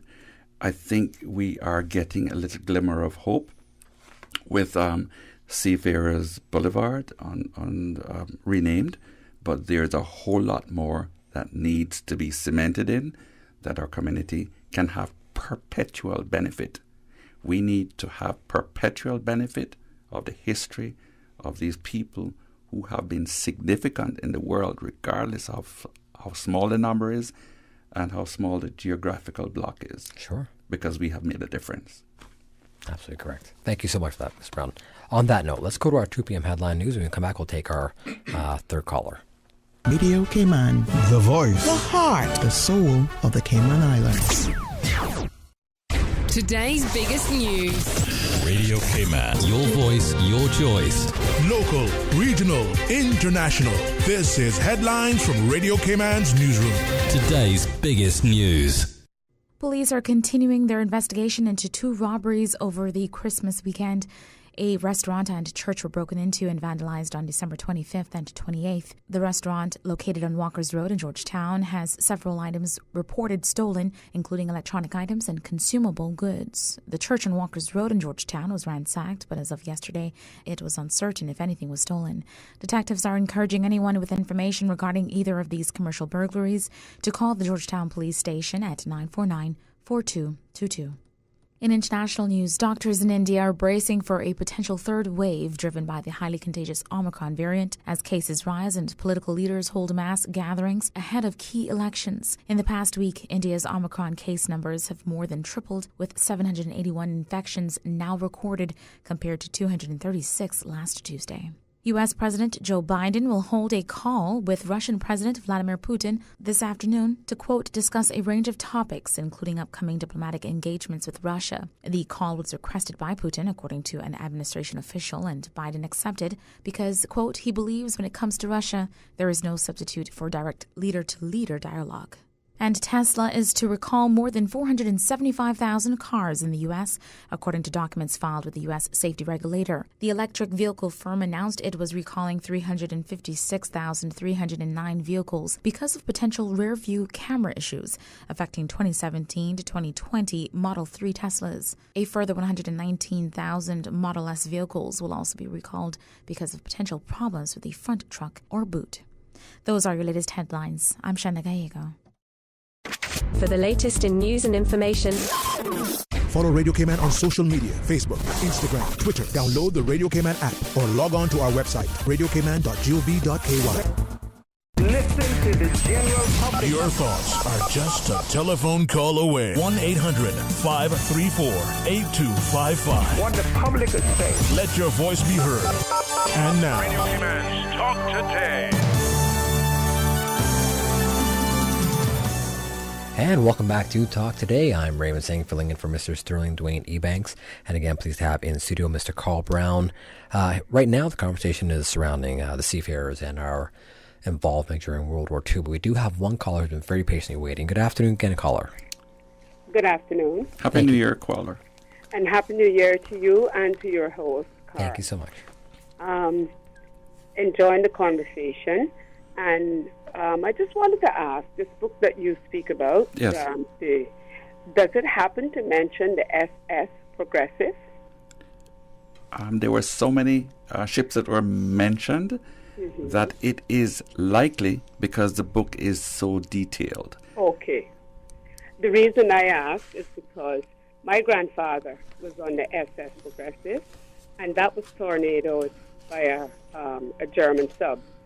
And there was a Caymanian the only Caymanian on that boat was Marshall Bawden, and he was the father of the late Margaret Arch. And they were drifting at sea for 48 hours. Then they were rescued, taken to England, and all was accounted for. They were there for over a year, and all was accounted for afterwards except Marshall Bawden. And I do remember Miss Margaret all her life trying to find out, what had ever become of her father. And Mr. Richard, would always communicate with my father, trying to find out if he knew anything. But, unfortunately, my grandfather died at a pretty young age. He had just retired, and shortly after he passed. And the Gleaner had done a story on it, and they had a picture. And for 25 years, my father kept asking me, had I ever seen this article? And sadly, I was able to get my hands on that article exactly 1 year before he passed away. And it has a picture of all who had survived and had been taken to England, except for Mr. Marshall Borden, because he was apparently on the deck of the boat and he had broken his back. And the nurse on the boat, along with some of the others, were able to drag him off onto one of the life rafts. And, of course, the boat went down. And Miss Margaret, like I said, continued to do her research, and she eventually found an article that the captain of that sub had written just before he died. And he said that one of his greatest regrets was being any part of that war, and he was apologizing to all of the families that, may have lost their loved ones due to his captaincy or taking orders, to blow up these boats. And my grandfather was a merchant marine. Yes. And I can't remember exactly where they were going, but, they were on their way out going with their stuff, and they were torpedoed. And as far as Caymanian seafarers, I would also like to add, I don't know if you mentioned his name earlier, and that would be Rabe Welcome Sr. He was a chief engineer, and if I'm not mistaken, I believe he was the longest serving seaman from Cayman, meaning that he had served longer than any, because he was out there for more than 50 years before he retired. And he passed away 3 years ago. He left quite a legacy, and his wife is still alive, his son is still alive, and I do believe that the seafarers were in touch with her, trying to get some information about him to add it to, I guess whatever catalog they're doing. And just to end, Carl, I'd like to say that you mentioned something earlier about Cayman's culture being multiplied, and I don't mean to be derogatory when I say this. I don't think that it has been multiplied. It was clearly ignored. It has been disrespected, and diluted is an understatement. If more effort, or I should say, if the same effort that has been put into accepting everybody else's culture here, if half of that effort had been put into preserving our effort and teaching our history, we'd be in a much better position today as far as knowledge being passed on, or knowledge known and then passed on to our young people. Like I keep saying, why don't we teach what's that document, the Constitution? Why is that a part of the curriculum? That should be mandatory. Just like, as you know, speaking about our history, our heritage, that should also be a part of it. I thank you very much, caller, and you're correct. I used the wrong term. Multiplied was the wrong term. I truly meant diluted and subjugated. I think that the strength of who we are has been deliberately submerged for a wider economic and commercial endeavor.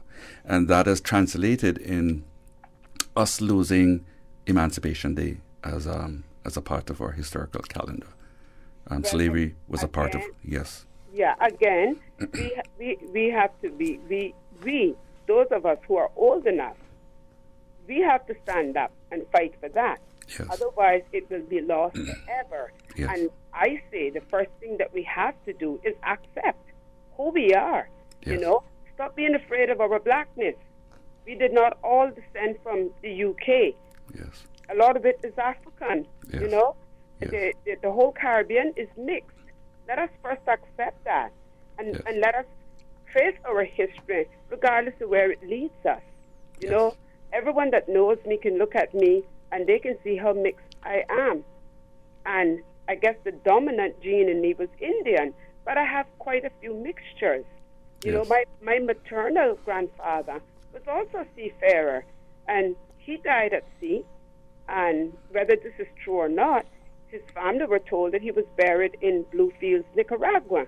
Now, maybe they were told that just to ease the pain, because as I'm learning, back then, when they died on the boats and they were out to sea, their bodies were dumped at sea.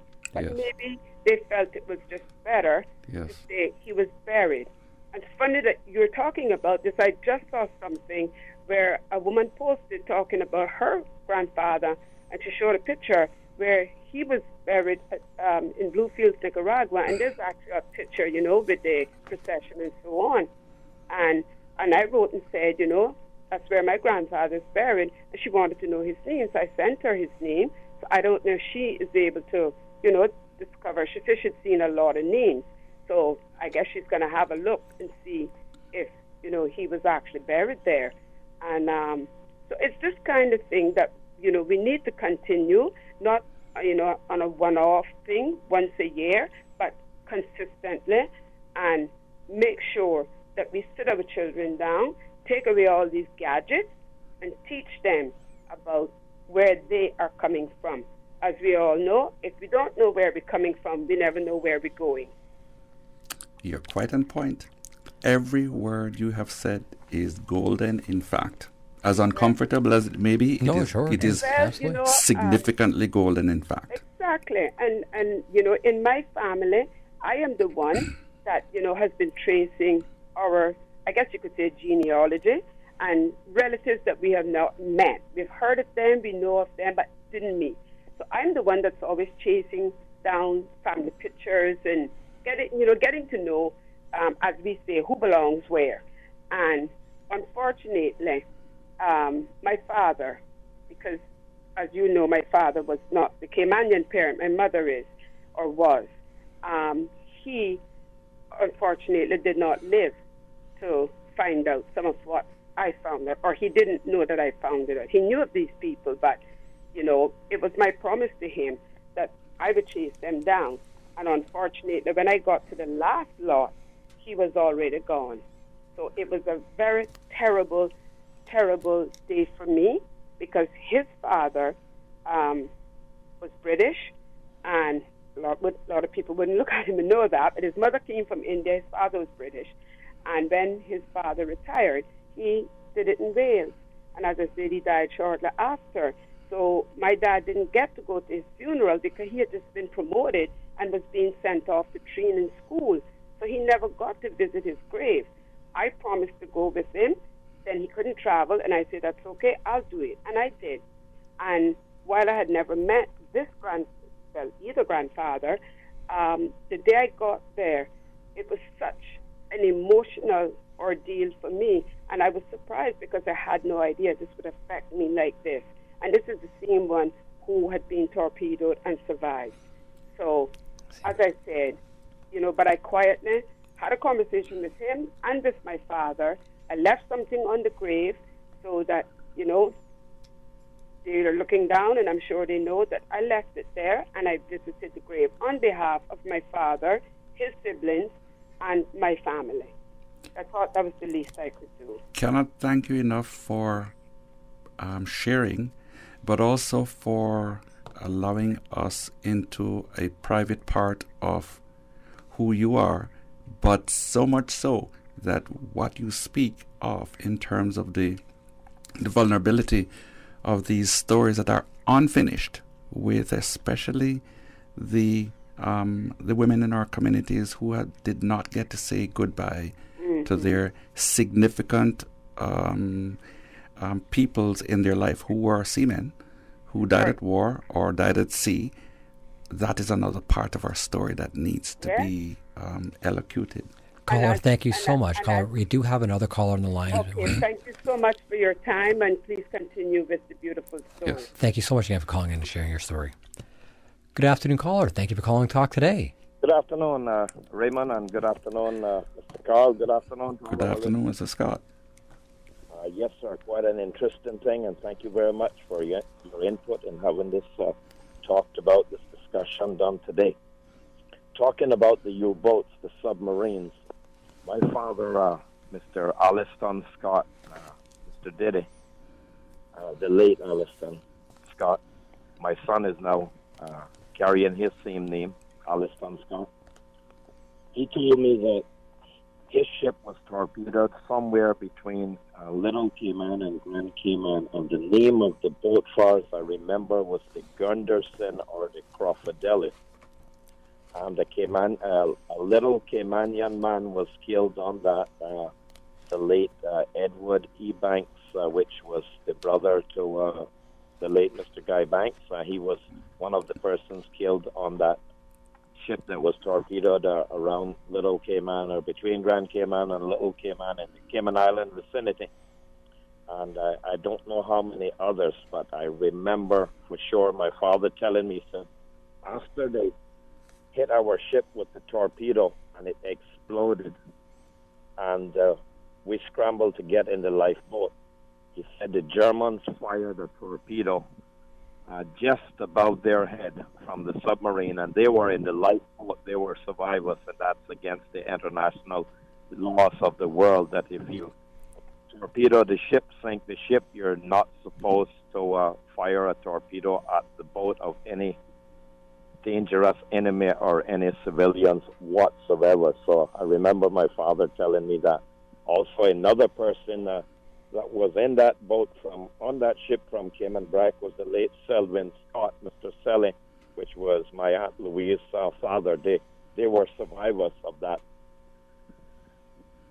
tragedy off of Little Cayman. And on the Iron Shore here, there's some evidence that my father showed me when he was around. Just west of my place on the Iron Shore, he said, you see this hard tar here, hard crude oil? This was here from the war times, and it's still there, very hard like cement on the Iron Shore by a place called Cudder's Wharf on the upper edge of the Iron Shore, meeting the sun. In fact, I shown it to someone a few days ago because we walked down there to look at a Cuban boat that was aground here a few days ago. Anyway, that's very interesting, and thank you very much. Also, to let the residents of Grand Cayman know that one of the most incredible ships in the world is off Northwest Point. Now, I don't know if you can see it, but it has a tower that's 450 feet high. It's a storage tanker that is coming from Singapore going to Mexico. It will be moored in roughly 105 feet of water in Mexico and attached to an oil well, sucking the oil into the storage tanker, separating the salt and the other debris from the oil, and then pumping it into other tankers that will use that tanker as a dock out at sea in the Gulf of Campeche. And it's only the fourth one that has come in the Western Hemisphere in history, the one that just passed Grand Cayman. It passed 10 miles off the Queens Highway, but I didn't get on to let the residents know. Someone could have got a picture of it. It would appear to be like a massive cruise ship. It's an oil tanker converted with factories and distillation plants and all that on deck, and the whole length of the 900 feet is taken up by storage modules and refining facilities on board the ship. So it's called an FPSO. It's a floating production, storage, and offloading facility. Brand new structures on deck, made in Singapore, and the hull is a 2009 hull that went to China and redone that in China, and then Singapore did the rest. So Cayman Islands Passage has become one of the only in the world that has these incredible crafts passing through it like no other place in the world. Mega structures pass through the Cayman Islands, mostly Grand Cayman, between 12 Mile Bank and 60 Mile Bank. But this one today took the north coast of Grand Cayman. And there is a ship carrying a giant ship on its deck coming by, and around the end of January, it's a ship carrying a ship 85,000 tons sitting right on top of our deck. That is an incredible transport, all the way from China and South Korea. Anyway, I want to wish all my family and friends a happy and prosperous New Year, and to all of you there, and to all who listen to me, and thanks to all of those who have contributed in providing work and buying fill material and helping me out during the year. I wish everybody a very happy and prosperous New Year.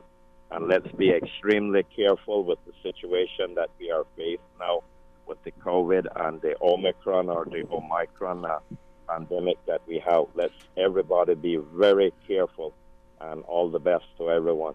Mr. Scott, thank you so much for calling in. Thank you. On that note, we do have to go to our last commercial break of the show. Yes. I'll be back right after that. Thank you so much. We may be in Christmas shopping mode, but 'tis the flu season too. Savannah Pharmacy has immune system boosters for the entire family with a range of vitamins and supplements. Their knowledgeable and courteous pharmacists are always available to offer the best advice and products. Remember, they are always just around the corner with everything your family needs and convenient opening hours, including Sundays and holidays. Savannah Pharmacy. For more information, call 946-3336. A friendly holiday reminder. You can WhatsApp your Savannah Pharmacy prescription to 929-5045. That's 929-5045. Are you planning a social, an office party, or event over the holiday season? Make the most of your holiday party and leave the catering to Subway. Choose from small and large sandwich platters, double meat wrap platters, and top it off with optional cookie platters for dessert. Or ask about our Subway Box to Go with the option of a 6-inch or foot-long sandwich, 1 cookie, and 1 bag of chips. Cater your holiday parties with Subway. Visit subway.ky for menu options. Subway. Eat fresh. 20 years. Remember when Crew Road had no median and Linford Pearson was only 2 lanes? We do.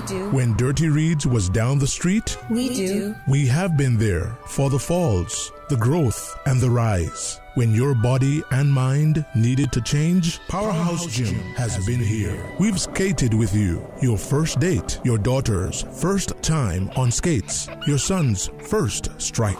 From football to squash, to karate and hockey, to bowling and concerts, and everything in between. For 20 years. So much has changed, some for the good and some not so much. Through it all, King Sports Center has been here for you, for Cayman.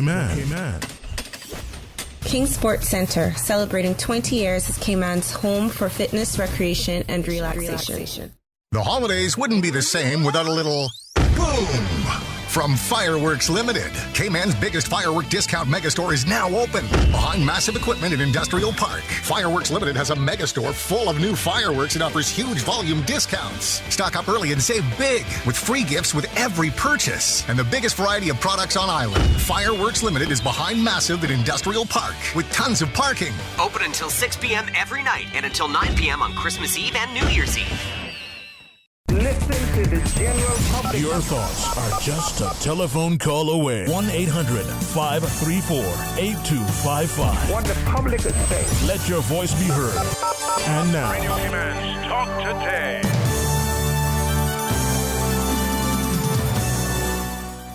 And welcome back to Talk Today. In case you're just tuning in for the tail end of our show, we've had an engaging past hour and a half here with Mr. Brown in the studio.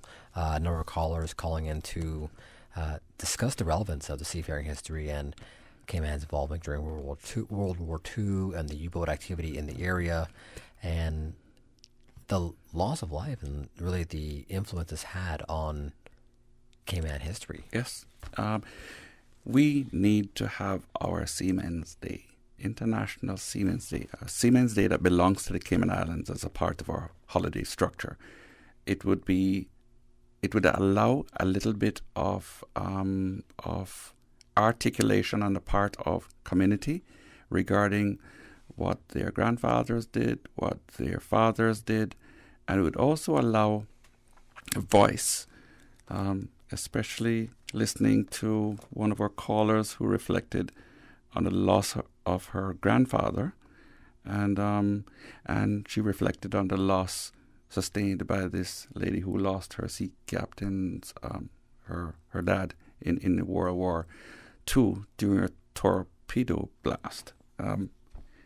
Some of these ladies would like to speak about their experiences, and a day like a National Seafarers Holiday would allow them to be able to gather, to commiserate, and also to record these stories of how they felt, where they were when they heard about the loss, and to put it in its rightful place, that it would be forever memorialized.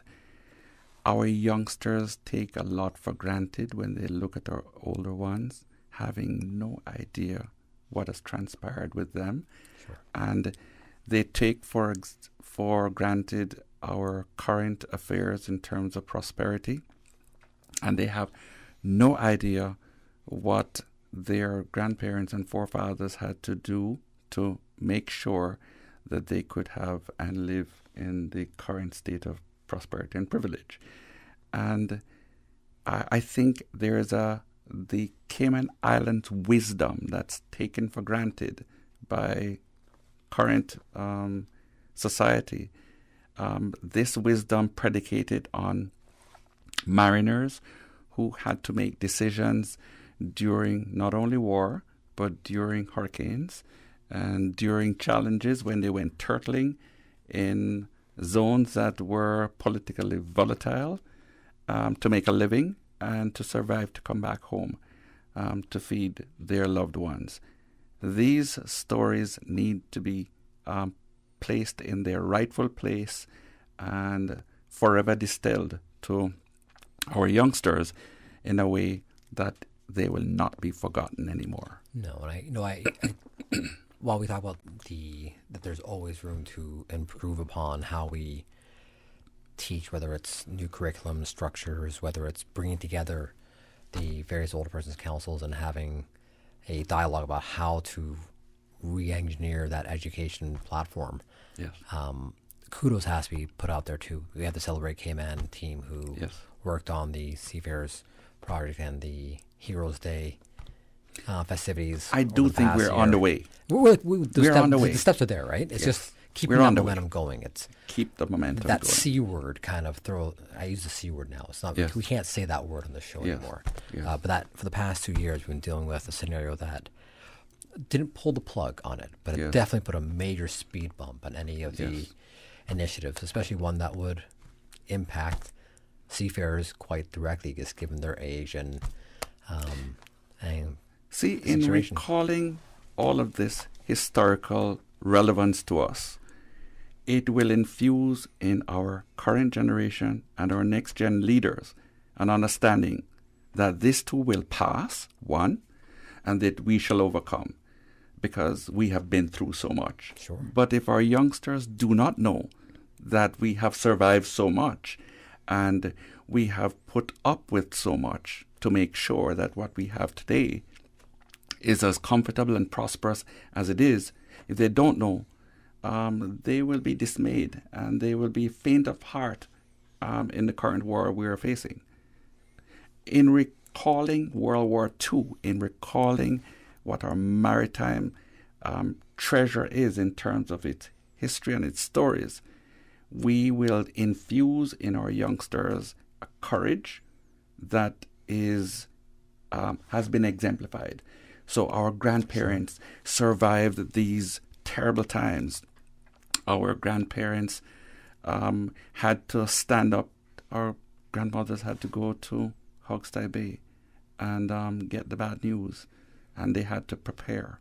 And then they had to turn around and comfort their children, and they had to steel themselves as to how to find the next day's meal and how to make sure that the future of the youngsters who survived would survive. With those stories being placed in indelible print and being distilled to our youngsters, there'll be a greater appreciation and preparation for the next crisis. And there will be less timidity on the part of youngsters who currently get discouraged because of little things in life that do not compare to the stories of their grandparents and their great-grandparents who had to put up with so much to work with so little to make sure that we have so much. Very well put. It is, if we do not have our history registered, and as somebody has said in calling in, if we don't know enough about who we are, we have no idea where we're going. And we have too much in our community to ride on. We have too many stories that enable us to reflect, to give us strength to move forward. We have too much that has been absolutely startlingly world-shaking in its brilliance as a maritime past.